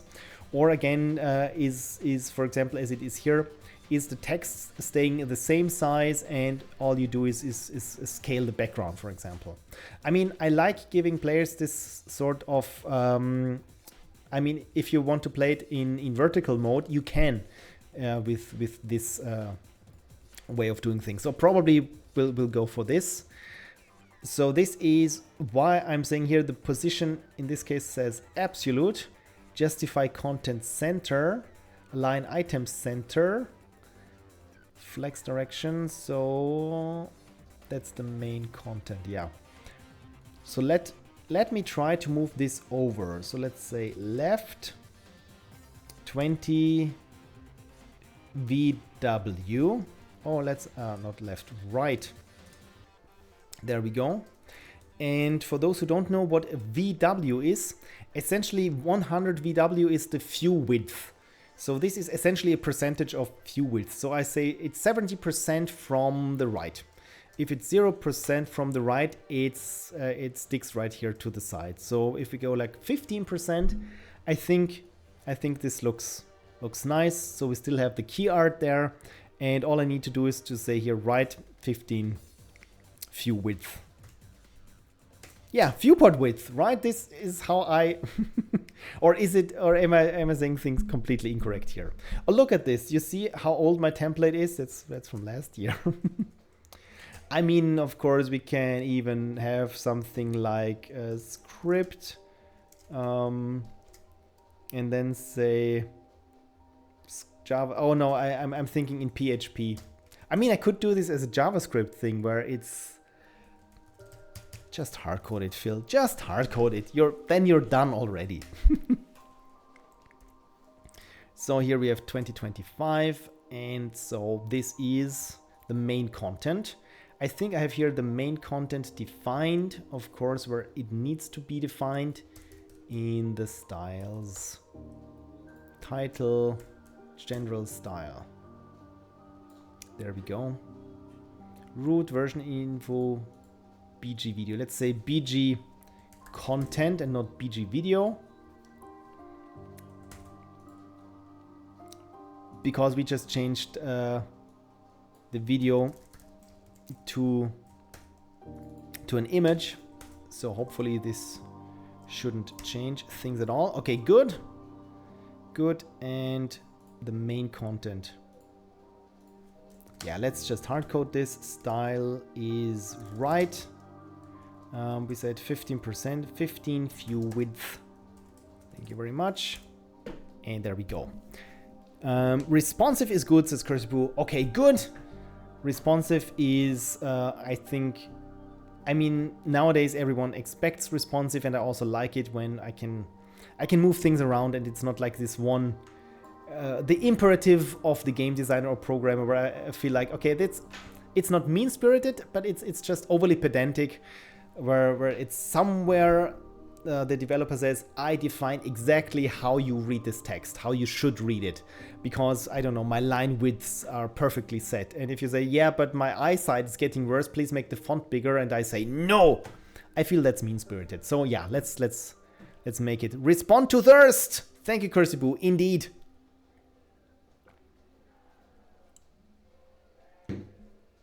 And even if you're not thirsty, you should drink. Also a lesson I learned this weekend because it was super hot. Super hot. So the next thing is, how should the buttons look like? I mean, I like that they have this little hover effect there, but of course the font is not the right one, and so on and so forth. So maybe we should use the font that is also used in the game. Which font is this? Do we have it here? It's the Libre Baskerville, I think. And they also tried to implement here the Open Dyslexic, but had problems because, of course, I'm changing fonts in the game. So hopefully I managed to get Open Dyslexic in there for people who need it. But for now, let's try to go with here the Libre Baskerville. So how did I implement the Libre Baskerville? Because you have to define them in the CSS. But I already did this here for the game. And also the game has a style sheet, and I just call here, just copy this, and only need to find the right CSS file. So there we go. General styles, and here in general styles, I think let's paste this here, and the font family, user select overflow. The font family here is Poppins. Let's just call it Libre Baskerville. This should be fine. So, and here we're in the styles. So it's dot backslash or slash. Hit F5 and it's not working. Do I overwrite this somewhere? I think I do. Yeah, here we are. And I think it's here in the title menu. I say probably somewhere which font is going to be used. So Let's copy the Libre Baskerville root. Title menu still. And it's a serif font. Prospector. That's good. That's good, Frank. Prospector. That's nice. There's also, it reminds me now like the top level domain craze. The cool thing here in Austria is that our domains end with AT, which is kind of cool because at some point I thought that I get the domain that's just called whereits.at. Of course, it's already taken. So any cool domains that end with AT probably are taken. Or what was the other one? Damn it! It escapes me. But something along those lines. Frank says, I found a list of Oregon places, added OR to all of them, and searched for those in a word list. What I like about us nerds, us programming nerds, is that we are so lazy that we go to great lengths that we can automate tasks so that we never have to make them manually ever again. As we've seen with my press kit template here. I mean, of course, I could just hard code this and be done, and the HTML would look pretty much the same, few page source, like it does right now. But of course, nowadays is all made by good old PHP. DC says, could tie it to the Oregon Gold Rush too, and maybe even the Oregon Trail game, because that's still a thing. The winner is still the email address .at. Yeah, that's cool when you live in a country that had at some point a lucky. My God, it's so hard for me again to formulate what I'm thinking into words that are English. Austria was very lucky to be given this cool at thing. If someone just said, well, Austria probably ass could also work, well, then that would be ass. And then there are like the island state of Tuvalu, which has the .tv top level domain, which I think was super sought after, especially in the 90s, where we didn't have special top level domains like .info, .site, or the other newer ones. But .at, that's yeah, you cannot beat .at. So why am I not seeing this? Do I need to reload the CSS? Okay, let's investigate. Where do you get your font from? Font family. Okay, the Quick Brown Fox. Why is it overridden? Who overrode this? Font family Poppins. Where does it say Poppins? It's in GUI. There we go. And the title GUI. That's the thing. This is where the UI button is specified. So it's not Poppins, it's Libre Baskerville. Sans. No, it's serif. Not sans serif. Serif. There we go. Ah, much better. Looks like much more fantasy-esque. So the other thing is, would be nice if the buttons had a little bit of texture to them, right? But first I noticed that the logo. That's also one thing when you do a lot of these kind of good old web dev is you get so used to this broken image or broken reference icon that I hardly see it anymore because I'm so used to it. That's probably not the best, because then you leave it in and people say, why did you push an update? It's broken. You say, honestly, I didn't notice it. It happened before. And it will happen again. Frank says, of course, all of this also raises interesting questions, like how the UK has decided to hand over the British Indian Ocean territories to Mauritius, and what happens to I/O. In the end, as soon as you start to dig somewhere, or sometimes you only have to scratch, you get into politics. I mean, again, who drew the maps?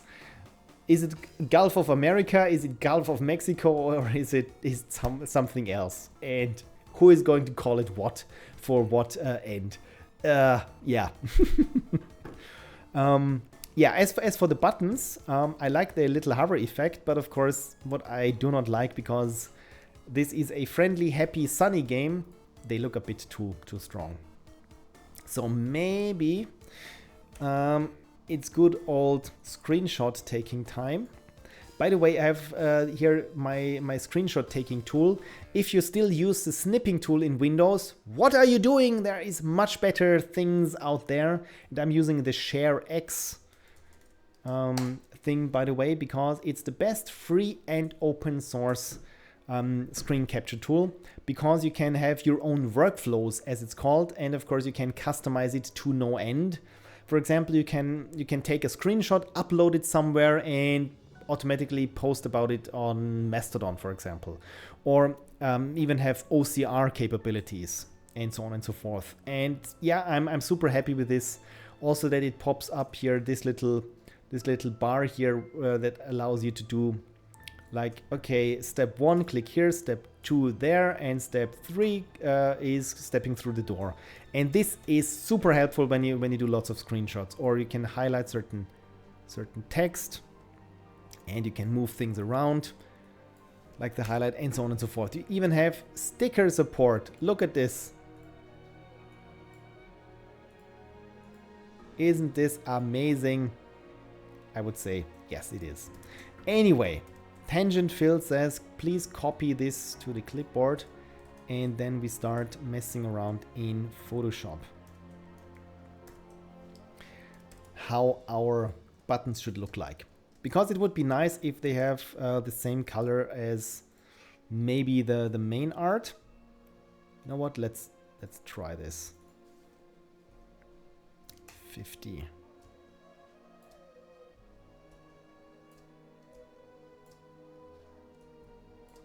Probably, I mean, in the end, I think I need an image for this. Let's say content aware Phil. Hi, it's me, it's your pal, content aware Phil. Just to get rid of whatever is happening there in the background.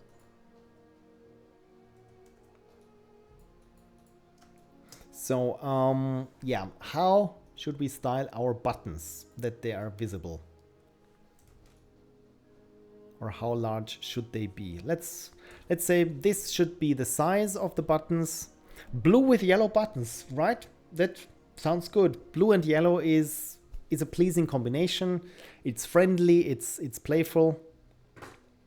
Let's start here with some layer effects here in Photoshop. Like color overlay, we can even play around with certain patterns if we want to. So if I just pick the color of the tower, I want to pick the color of the tower, but apparently I'm not there. It doesn't let me. Now it should let me. Color overlay. Right, so if I pick the color of the actual tower, there on the blue it looks a bit dull. So if I crank up the saturation and brightness, it looks more buttony. Let's add an outline, for example. Let's try this with a blue outline. It's the same hue as the roof. Or the other way around, where it's, or is it inside? Something like this. Let's try with a pattern overlay.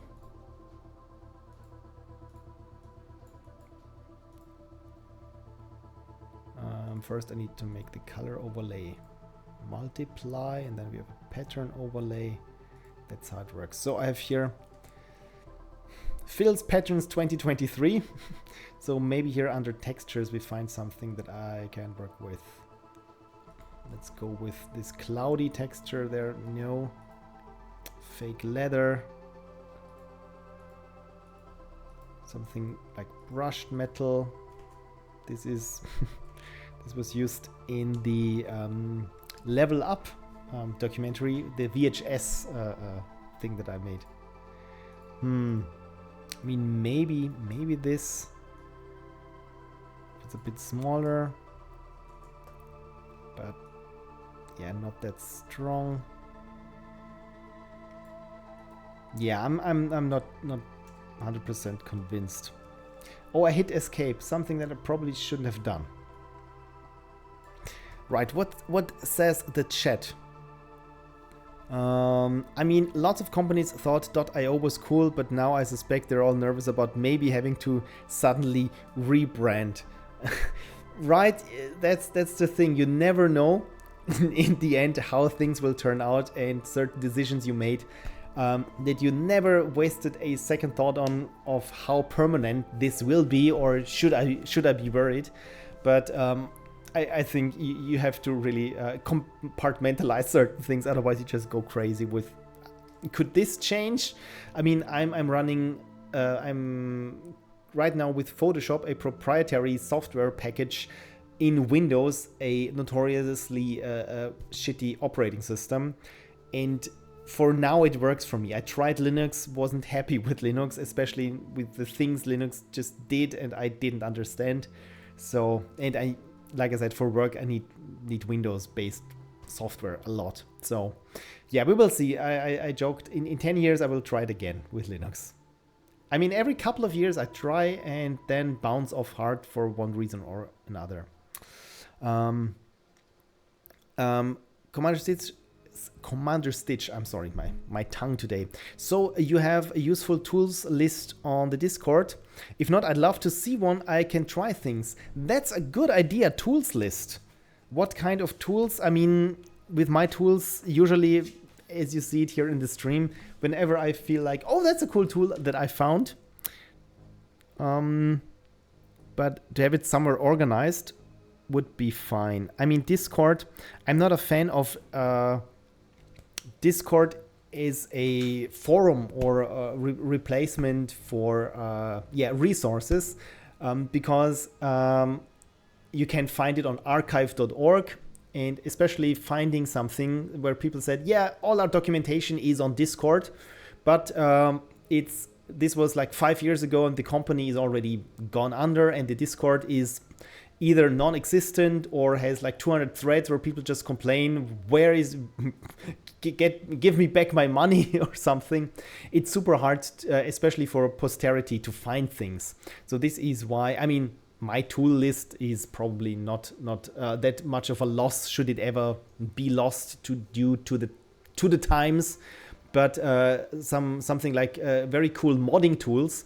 I'm on a Discord server for F-Zero modding for the Super Nintendo game.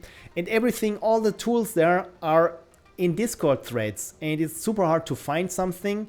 It's not easy asking questions. You never know if someone already has asked this question or when, or was it ever resolved.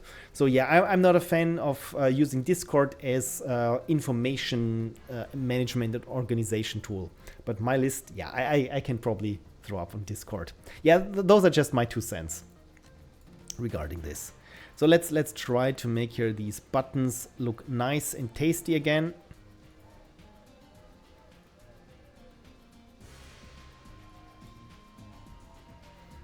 Why is it when I switch the blending mode to multiply? Why does it always change here the background color to gray? Because it should be what? No, it's gray. That's because I made it gray. There we go. Riddle solved. Position inside. Okay, so let us try different variations. I mean, I like this blue. This is super friendly and makes me happy. The only downside is it's almost the same as the sky. So, I mean, let's try it the other way around. Let's use yellow as the border color and blue for the actual buttons. And now it looks almost like the sky is translucent and poking through there. But maybe we can get around this with using a pattern as we had before.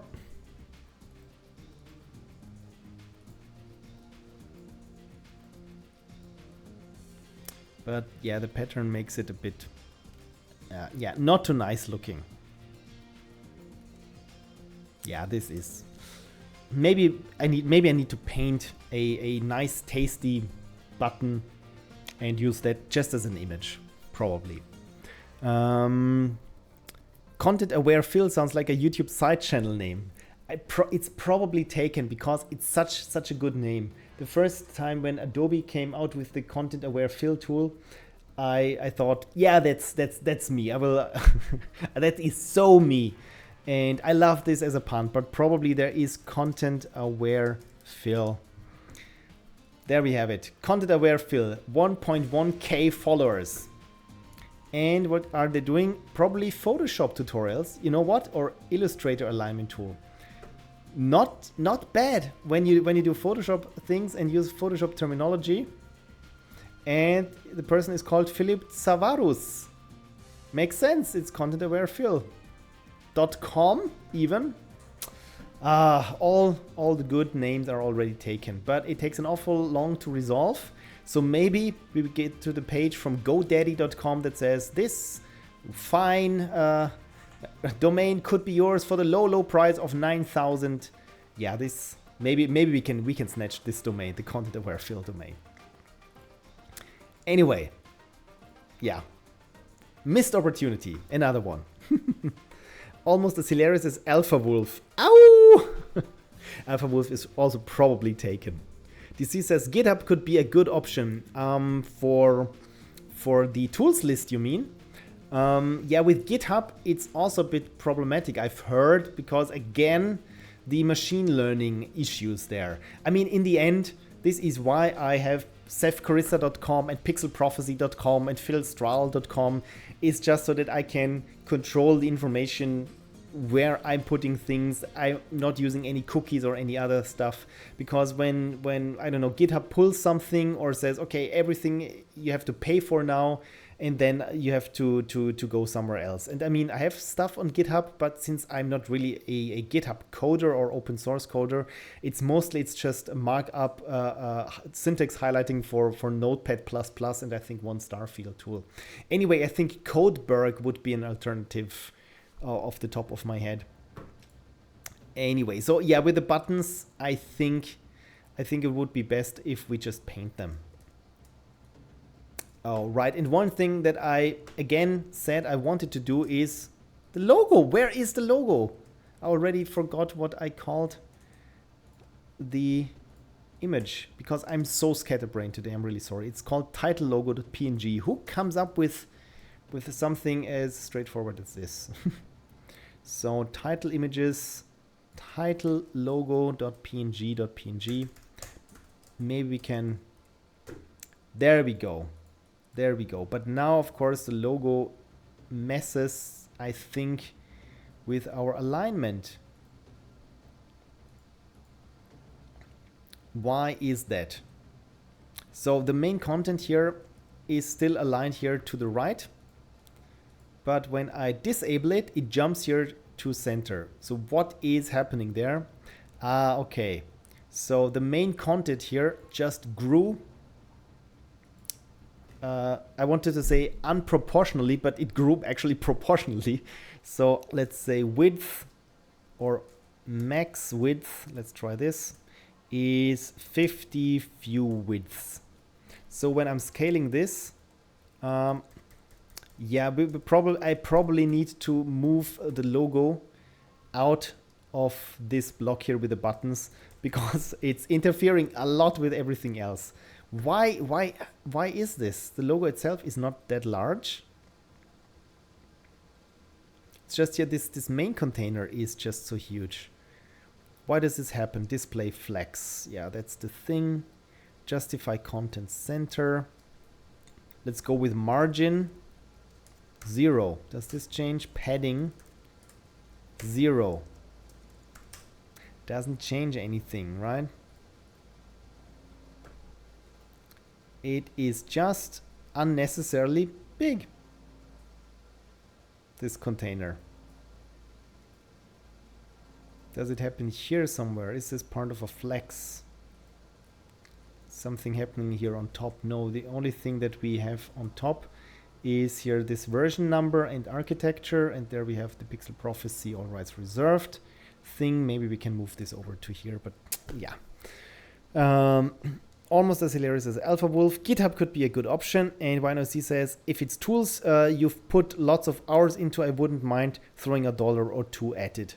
That's, I think, then people said put it on Gumroad, but in the end, I think for all those kind things where they are user supported, I also say in the end, it's probably best to self-host this and have a Ko-fi or PayPal or I don't know, whatever pay provider, and just mail out codes or actual even the thing out yourself in the end. But I also think so too. Now that I'm no student anymore who has no money for nothing, I started buying software. I mean, when I was in school, of course, I was interested in anything and had money for nothing. So pretty much everything I had boxes upon boxes of CD-ROMs burned with, let's say, semi-legal copies of certain products. But the cool thing was I learned to see CorelDRAW and Photoshop and other things, and really had a wide variety of tools that I could use and yeah, just test the waters in. So I treated it like a demo. And finally, when I had money, I bought the software. And yeah, people say no one's going to buy software unless you have to force them with subscription models. I say no, I think there is a niche for user-supported software out there. So now, how can we move this? Let's say here this title. Can we move the title out of this? So yes, the title is outside there. Now, of course, we need to somehow make it visible again. So this is probably done by the Z index. Yes, there we have Z index of, should it be in front of the buttons or behind the buttons? Let's put it, I mean, it should be neither. I mean, it should be in front of the background, but in the end you want to use the buttons. If something goes horribly wrong and the main menu looks like this, you still can push the buttons if it looks like this. So this is good. And then we can say width. How large should the logo be? Let's say 20 view width. That's a bit small. I mean, since it's the name of the game, let's go with like 60 view width things. And then we can, since everything depends on the size of the window, we can use this again as relative. So let's say position fixed and top, let's say 20 view height.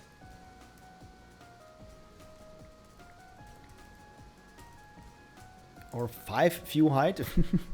And right is 15 view width.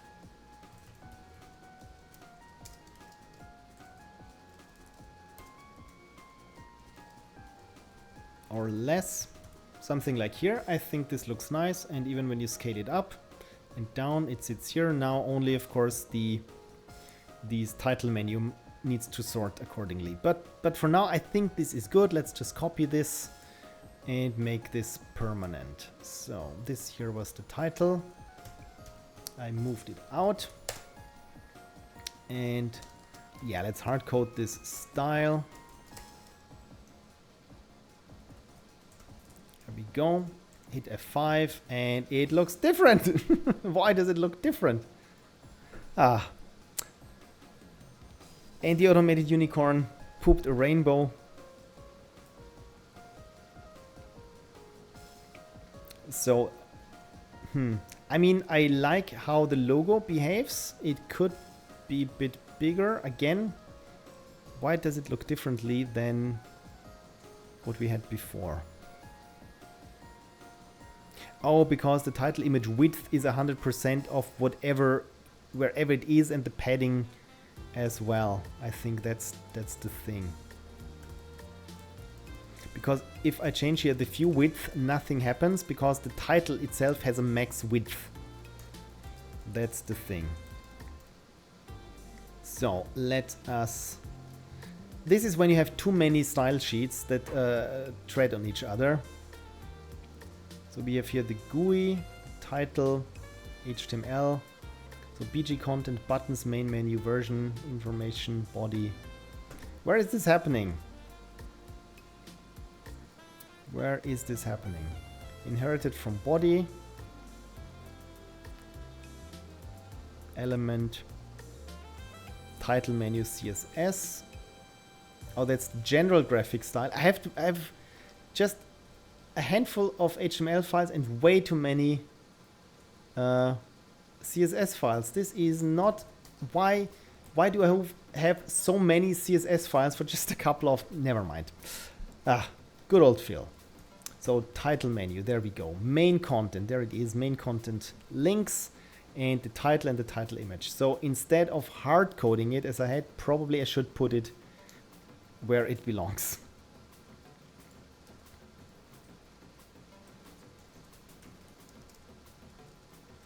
So we have here the title that is outside of the main content.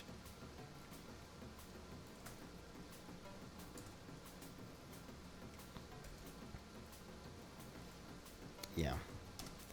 That's also when you switch between too many programming languages, no matter in which one you currently code in, you do things incorrectly out of habit. How you do comments, for example. So let's try this again, and it looks different again. So title, there we go. So view width. Yeah, because I disabled the max size, the max width. I think that was the issue. CSS, it never gets any easier. Yeah, that was the issue. At least this. Wayno says, I have to run off to work. Thanks for streaming, Phil, and I'll catch up in the VOD later. Take care, everyone. And thank you for watching the VOD. I'm always amazed and delighted when people tell me they watch the VODs. So hello, VOD watcher, and thank you for doing this. And Kirsty says, cascading style sheets, more like stampeding style sheets. So it's SSS. It's 3S. Indeed, yeah, it's... Right, they never cascade, they just on top of each other. So, right. Then I treat here the main content differently. I'll also say, let's start it from the bottom, not border, bottom, and say 15 view height. Where it sits like here. Again, depending on the size or the scaling of the title menu, things move around weirdly. Is this pretty how these things behave? I mean, if we, let's say 2080 by 720, let's put this into a 16 by 9 roughly.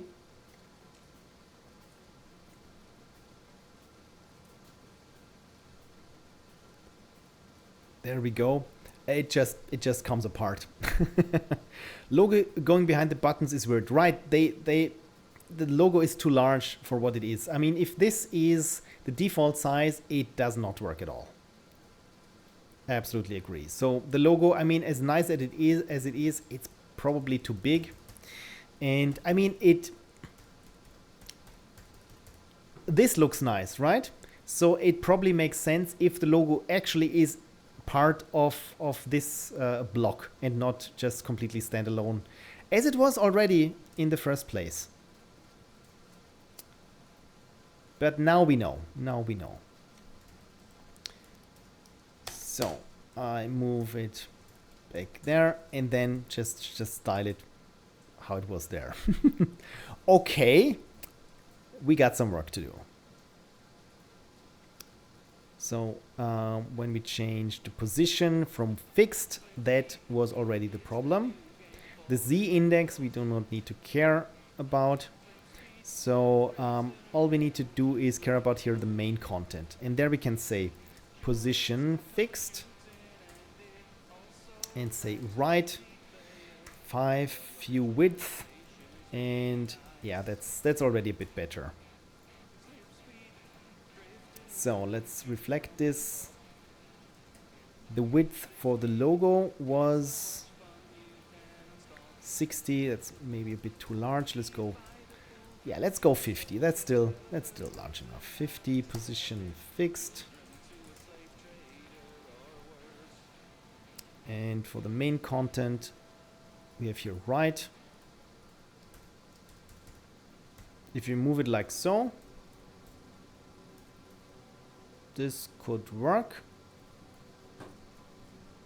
3 view width.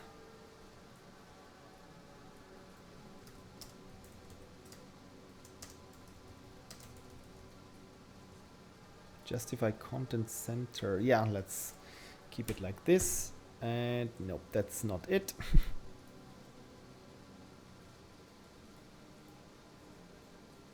Main content. What did I change? Position fixed, I think.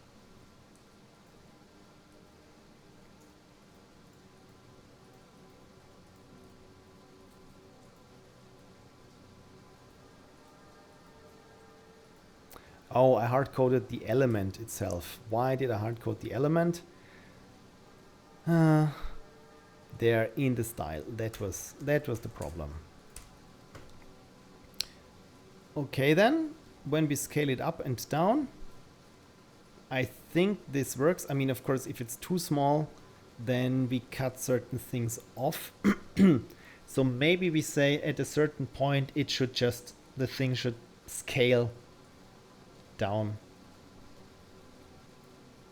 when it gets slower, so smaller.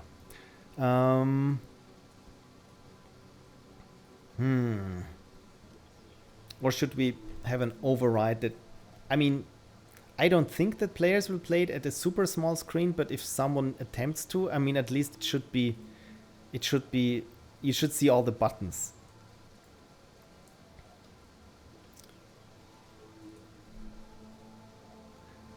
But for now, I think for now it's good, and then I can worry about if someone complains and do something about it.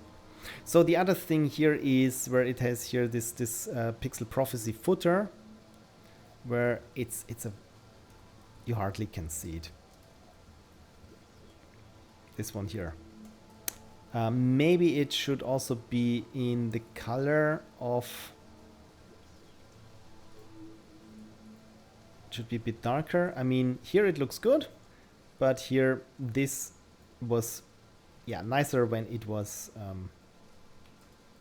hello, there we go, when it was bright. So maybe I should, the small print should have here a small print light and a small print dark, and we're back here in the way too many CSS. Okay, those are the buttons, the title menu, the general style, small print, or let's just say light. Lighter, do I already have a lighter? Color, RGBA, or we don't need RGBA, we just say DDD, and no, that's not transparent anymore. Let's go DDD and 8. And the small print, we had this dark blue that I said looked nice.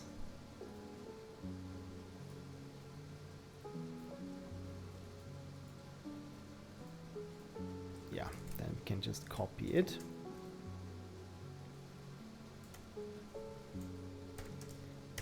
.5. Or let's make this RGBA 75. Save. Let's Photoshop F5. And yeah, of course, I cannot just invent a new class. I also have to use it. So, version info, get element by ID, version info. There we go, small print, lighter. Yes.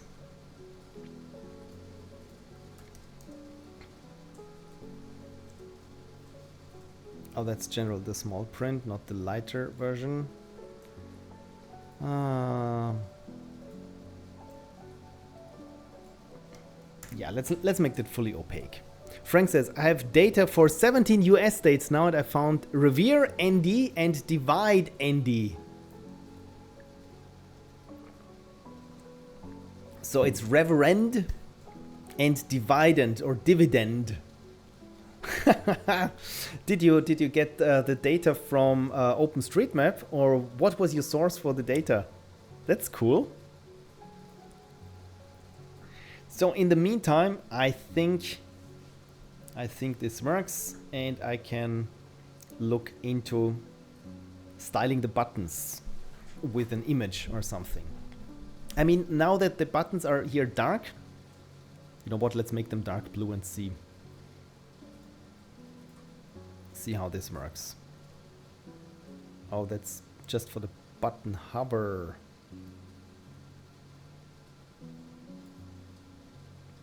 Border sizing.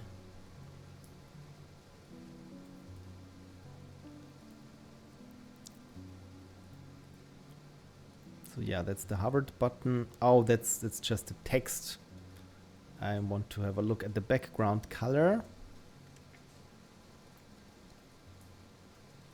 There it is. So it's UI button background color. And I mean, this dark blue, that's kind of simple, but it works.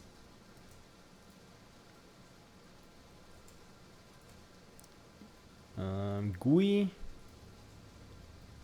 Background color. There we go.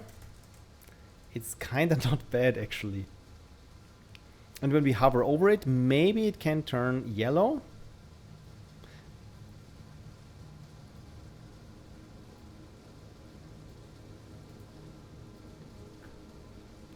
It does work, I would say.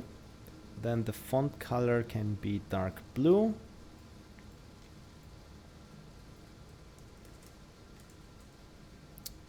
There we go. Color is this, and the background color is the friendly yellow. Then the border. Do we need a border? Actually, we don't. I mean, yeah, we kind of do now. Because I like the border radius. And the border thickness is 0.1 EM. Let's make this 0.5 EM. Okay, that's way too thick.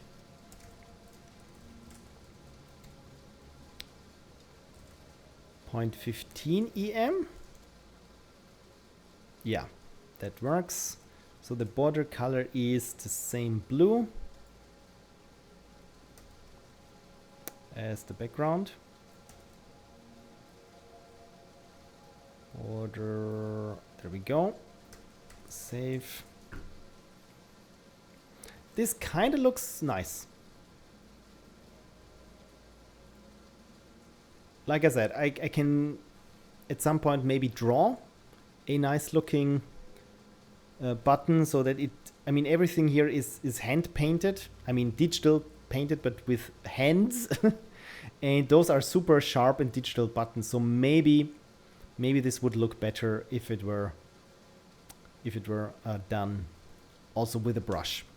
Anyway, Frank says, I'm getting from OpenStreetMap, yes, but I have to go through Overpass, and getting the entire US in one go is too big. I really need my own local database. It's like getting, someone said, yeah, Wikipedia, if you get the entire Wikipedia, it's not that large. It's, I think, 0.5 terabyte or something. And for some reason, I thought, I mean, it would be pretty cool having the entire knowledge of the world, at least that was written down in Wikipedia at some point, here at home. It's like again having the Encyclopedia Britannica in your living room, and it only takes up the low amount of 3 shelves or something. I mean, I was thinking about it, but of course it makes sense that you have the entire map data of the US locally, you wouldn't have much else. DC says, this city name / state abbreviation is quite a creative push actually. I'm looking into making that alphabet game I described for Nothing AC. You know what? Go for it. It's interesting where you can find inspirations or ideas. I think it's probably more interesting to if you write down where you can get your ideas from. Or for me, it's like if you hear a word, but you mishear it incorrectly. And I also have this couple of things written down. It's like instead of deaf, like game deaf, you hear death. So instead of game deaf, it's like game death. Or you have what was the other thing? Yeah, in German, the word Tinder, you know, like the Tinder app, in German sounds almost like Kinder, and Kinder means children. Of course, now suddenly you have this big gap that suddenly is when you have some words in German like kindergarten, you have Tindergarten or things like this. So if you just change one word, it sounds kind of similar, and use this just to play around and see what other combined nouns, for example, or compound nouns that have that you can get with this kind of word. Maybe there's something in there that inspires you. So yes, it's cool to write down ideas, but it's also good to find ways that get you creative juices flowing. So, and with that, let me say save. And I think I understand now why I have this so many CSS things here individually, because then I can use them in the different menus. For example, the settings menu or the credits or so on. So let us try to compile this, and then I probably will call it a day, because it has been quite a day. Just make sure the Dropbox is paused. And fingers crossed, look at this. Now it would be nice if it were animated, like the clouds would move a little bit. But when I hit settings, then I'm here in the settings menu, and you see, this is already our button. Since we changed the button here, it's also here in the settings menu. Let's see how the credits look like. Okay, now it can't find the logo. This is why, again, we have here this broken thing. And the main menu button is a bit too large. But yeah, the Poppins font is not correct anymore. But it works. And when we say start the game, we are here in the game, and we have the same yellow-blue thing, at least here for the survey. I mean, right now I'm just outputting in this version. There is no game here. This was just a test to see if this can work. But overall, I mean, it kind of looks good. The only thing that I'm not a fan of in my preset here is if I go full screen with this, the buttons here are huge, relatively speaking. If I go smaller, of course, the buttons scale with it, which is maybe not something that you want. Or you don't want to have players to make this a bit too small, because then here you get these cascading scroll bars, which might not be a good user experience. Progress, says Kurzbu. Yes, indeed. It's not much, but it's mine. Frank found chocrut? Chocrut. Cho means a cabbage. Oh, chocrut. And then they went kraut. Oh, chocolate kraut. Okay. If you do that, you end up with the French word for sauerkraut, chocrut. Okay, that's kind of cool. See, I didn't know this. And DC says, I don't even know how to begin to pronounce that. Exactly. I like it. I'm using it instead of sauerkraut. Any ideas for the large amount of empty space, or will this the text fill in? You mean on this side here? Because that's the idea. I mean, you know what we could try? That when I build this, I say publish to file, and then here in the build sources, it was in the project files, I just overwrite this file with the current version of the game, and when we compile it now, can delete the previous builds. When we compile it now, it should be the actual game, and it should look like the actual game. So when I go full screen, again now the buttons look a little bit flimsy. Here they look just right, and when I go smaller, they're still usable. They don't look nice, but they are still usable. So maybe I need to look into certain overrides when we have a certain scaling there. Anyway, when I go start, and this is the big white space, or the big space here. So yeah, text should have filled this in. The open window. Let's go the other door and have a look at the chart. This is the chart, then we can return. So I think this kind of looks good. The potted plant. You know what we can find here? If we go down, I find here in the kitchen, I think here with the cauldron, can say take the pan, and now we have the pan, and can use the pan or examine the pan. Cool. And the journal also is here. One thing that I have not implemented yet is autosaves. I mean, you can go here and save the game manually, but also the big clear button, it doesn't warn you when you're about to clear something here. But you can even export it or save it to disk if you want to into a file. But again, it would be convenient if the game did this automatically. But I mean, so far we have something that works. And also, by the way, there is no way of quitting out of the game just now. Back to the main menu. I mean, you can quit the game and go back to the desktop. But yeah, that's for polishing. DC says, "Oh, looks quite nice actually." I hope you're talking about the menu. Thank you. And in reply to Frank, who found Jiki and Sunny. Jiki, that's cool. I was gonna search if Sunny exists, but I was like, surely not.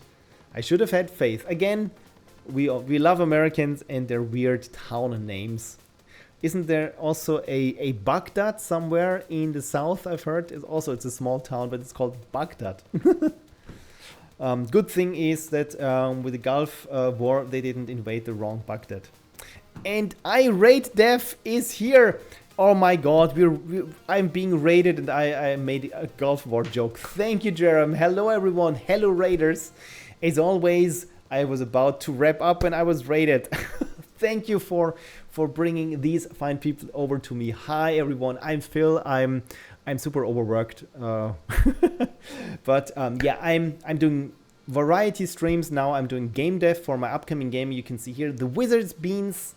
It's going to be a funny little text adventure. Why is this not working? Oh, of course it's not working. I need to go into the finished build, the current state of the build, and now it's working with our main menu. And there we are. So this is the beta test questionnaire, but this is what the game will look like. And it's a lot of reading. There are puzzles. There are cute little bean creatures. Let's pet the bean. Oh, it's so happy. Yeah, this is what I'm doing now. So thank you for dropping by and for raiding. Jerem, how was your stream? Did you have fun? What have I missed? Finn is fine, says hello. Jerem says hello, hello. Frank says, I mean, it's too small to find population data for. So yeah, it's then Baghdad is probably small. Hello, Raiders. Oh, and you all shower me with emotes I have not seen so far. Oh, that's so nice. Beans. Thank you. Yes, it's all about cute little beans, and I want to take the moment to point you to Steam, where you can wishlist the game, but Steam has not so far unlocked the store page just yet. So all I have is this little prototype here, and again I'm almost finished. In case if you're familiar with Twine, it's a Twine game, and this is the entirety of the game in one glance. And the red things, like these ones here, those are my to-do labels. So I need to do these and 4 or 5 endings. So this is my current state of the game, and today I was working on the title menu that we've seen here, so that it uses here the key art and is somewhat responsive. And yeah, that's the thing. I didn't get as much done as I wanted to because, as always, I'm chatty. Some of you have already noticed. So, Jerem says, excellent. I made a worms map, or is it worms or worms? I always say worms, but people told me I need to say worms. It's a worms map out of some developer streamer friends. So it's it's a map with their faces, and you can go oi nutter and just shoot them. That's fun. Venereal Disease has found, I like Lorida FL. It's because you can remake Florida as FL Lorida. FL Lorida man loses meth pipe to alligator. You know what this sounds like? Like you could make a Florida man headline generator that just mixes things like meth pipe, alligator, naked, and stoned or something, and fell off a truck. I don't know. It's entirely cursed. I assume and I hope for no less that a worms map is entirely cursed, especially if it's made up of people. Frank also found Cap in Utah. That's marked as a locality on OSM, not even a hamlet. I don't know, it thinks it counts. Cap in Utah. Cap-at? What is Utah?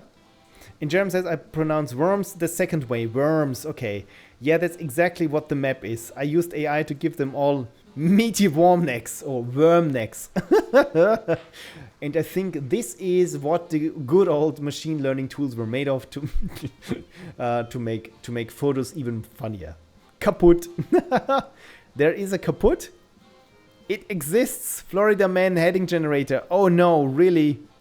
Based on actual events. Randomize. Florida man tattoos black widow spider on his face to combat arachnophobia. That's kind of tame. Let's find another. Florida man dressed as pirate arrested for firing musket at passing cars. Okay, I almost believe this. Florida man makes beer run with gator in hand. Okay, I'm sold. The next step is that I don't know, ChatGPT or some other system makes the screenshot, the photo for it.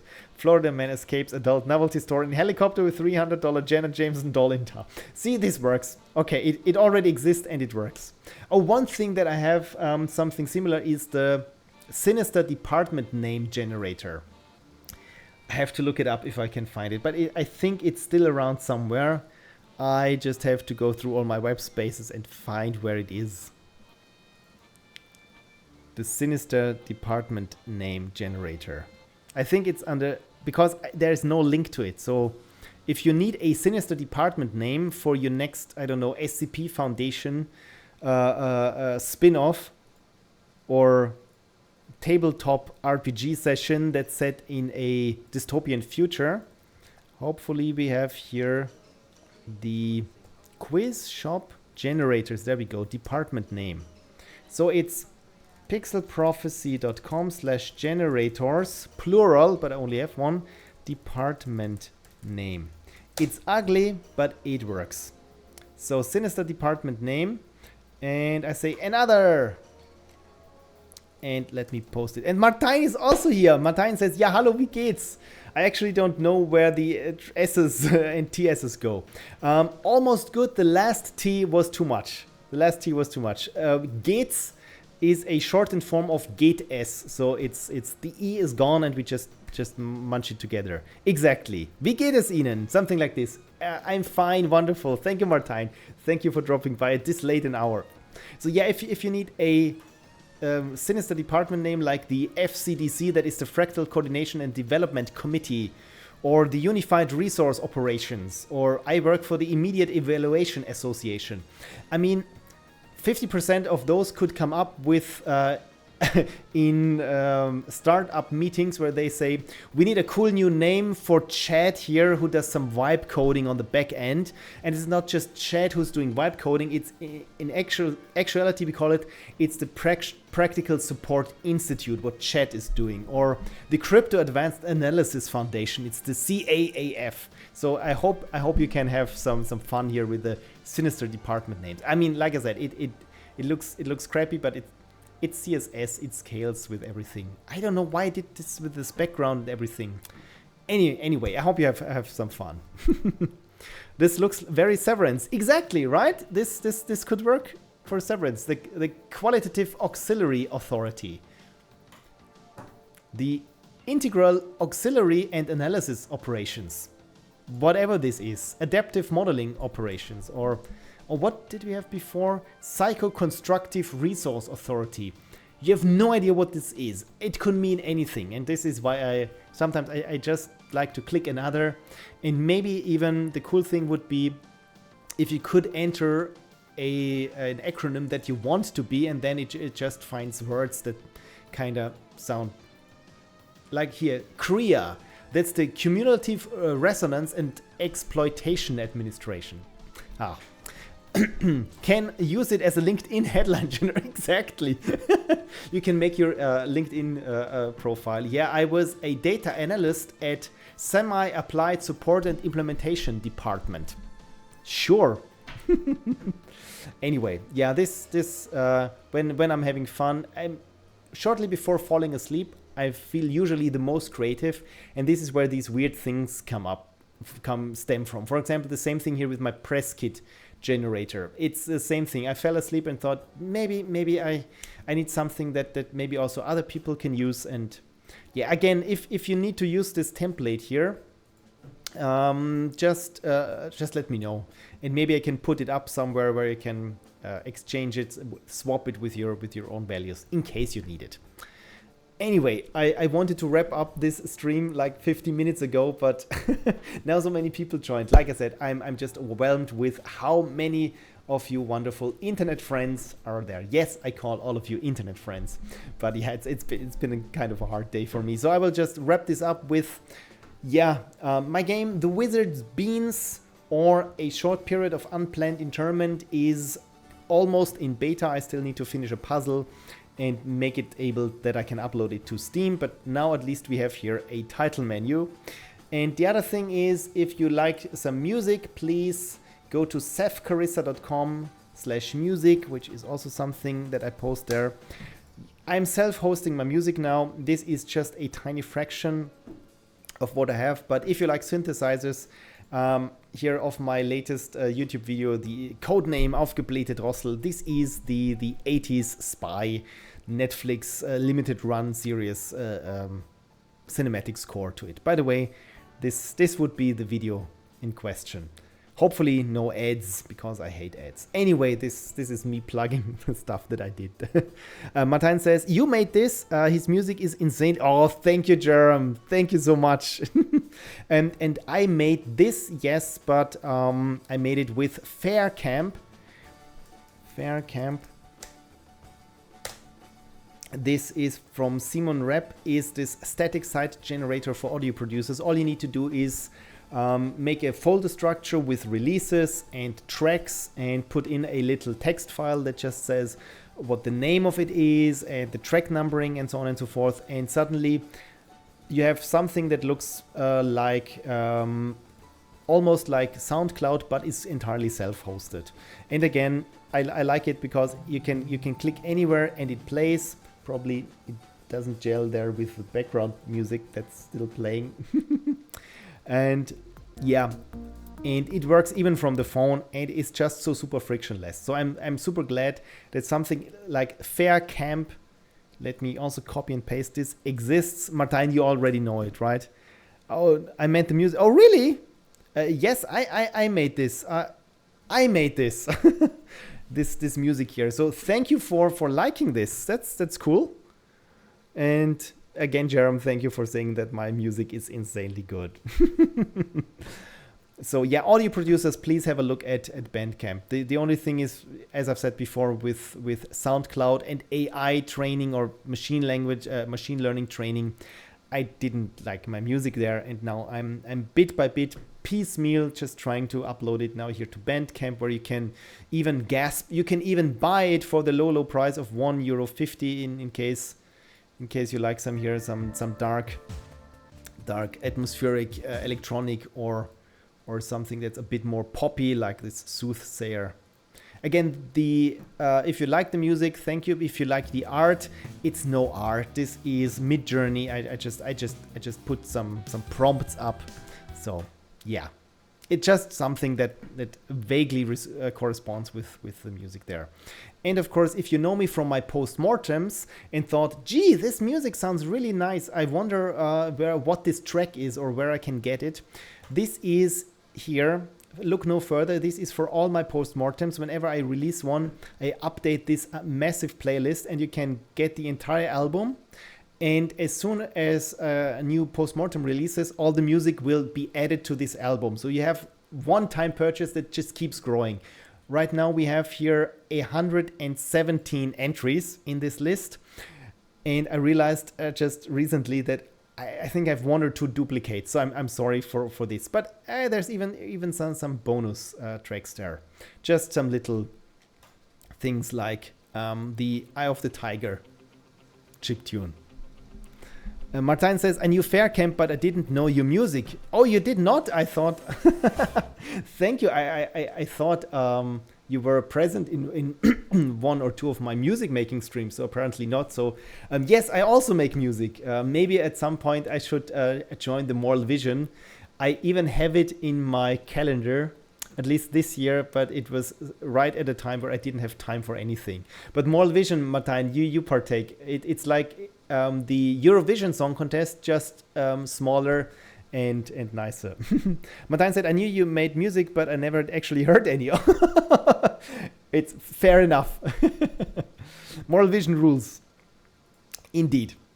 Right, I notice again that my voice is slowly but quickly deteriorating. See, even my brain is rotting. Seth Carissa is new to me. Okay, then that's the thing. Yeah, Seth Carissa is my music making alias, because before that I called myself Tex Sound from 19. When you start year numbers with 19, you know it's been a long time. But yeah, I started making music as Tex Sound with 2 X's just because it was so technical and super stylish. But I realized, yeah, I'm not just doing electronic and industrial music anymore. So I needed a new handle. This is Seth Carissa. Anyway, a really Star Wars name, right? It's like Dash Rendar. Yes, Seth Carissa. The name Seth actually is, my first name is Philip and the second is Sebastian. So it's just the first 2 letters and changed. And Carissa, I don't know where Carissa came from. I just like the sound of it. But indeed, it's a Star Wars name. Thank you for acknowledging my existence as this Seth Carissa music making entity. Yeah, Fair Camp. If you do music and want to host it yourself, Fair Camp. It's like I said, it's really cool. Okay, again, I think I have to wrap this up because I usually don't know how to wrap things up. So I will just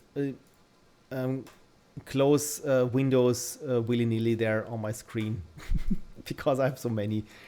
Even a command line still open, and FileZilla is open, and in the background I've noticed that Photoshop is still open. Wonderful. Cool. Alrighty then. As Jim Carrey uses to say, DC says, a bad time for me. Same for me. I had like I said, exhausting weekend, and for some reason I still have coffee, and I'm buzzing now with all the joy that you bring. Otherwise, I would be just mumbling for myself and poking letters into CSS files. So thank you, everyone, for being here. Thank you, Jerem, for rating me with so many wonderful people. So I hope every one of you had a wonderful weekend. And next stream is going to be on Saturdays. I'm always alternating between Saturday and Sunday, unless otherwise indicated. So next stream will be in 6 days from now on Saturday, at the same time. So it's this time, if you look at your watch, it's this time minus 3 hours when I will start streaming. Right, so I think I have everything that I wanted to put in there. Again, Badger Dash, thank you so much for, like I said, drop shipping so much love and channel memberships and gift subscriptions. Again, you have a big place in my heart. It's actually every one of you who drops by, is active in the chat, and just is part of this wonderful community that is nerds doing nerdy things. Alrighty then. I said alrighty then now 3 times, which means I have to say Thank you, everyone. Have a wonderful week. Bye and take care.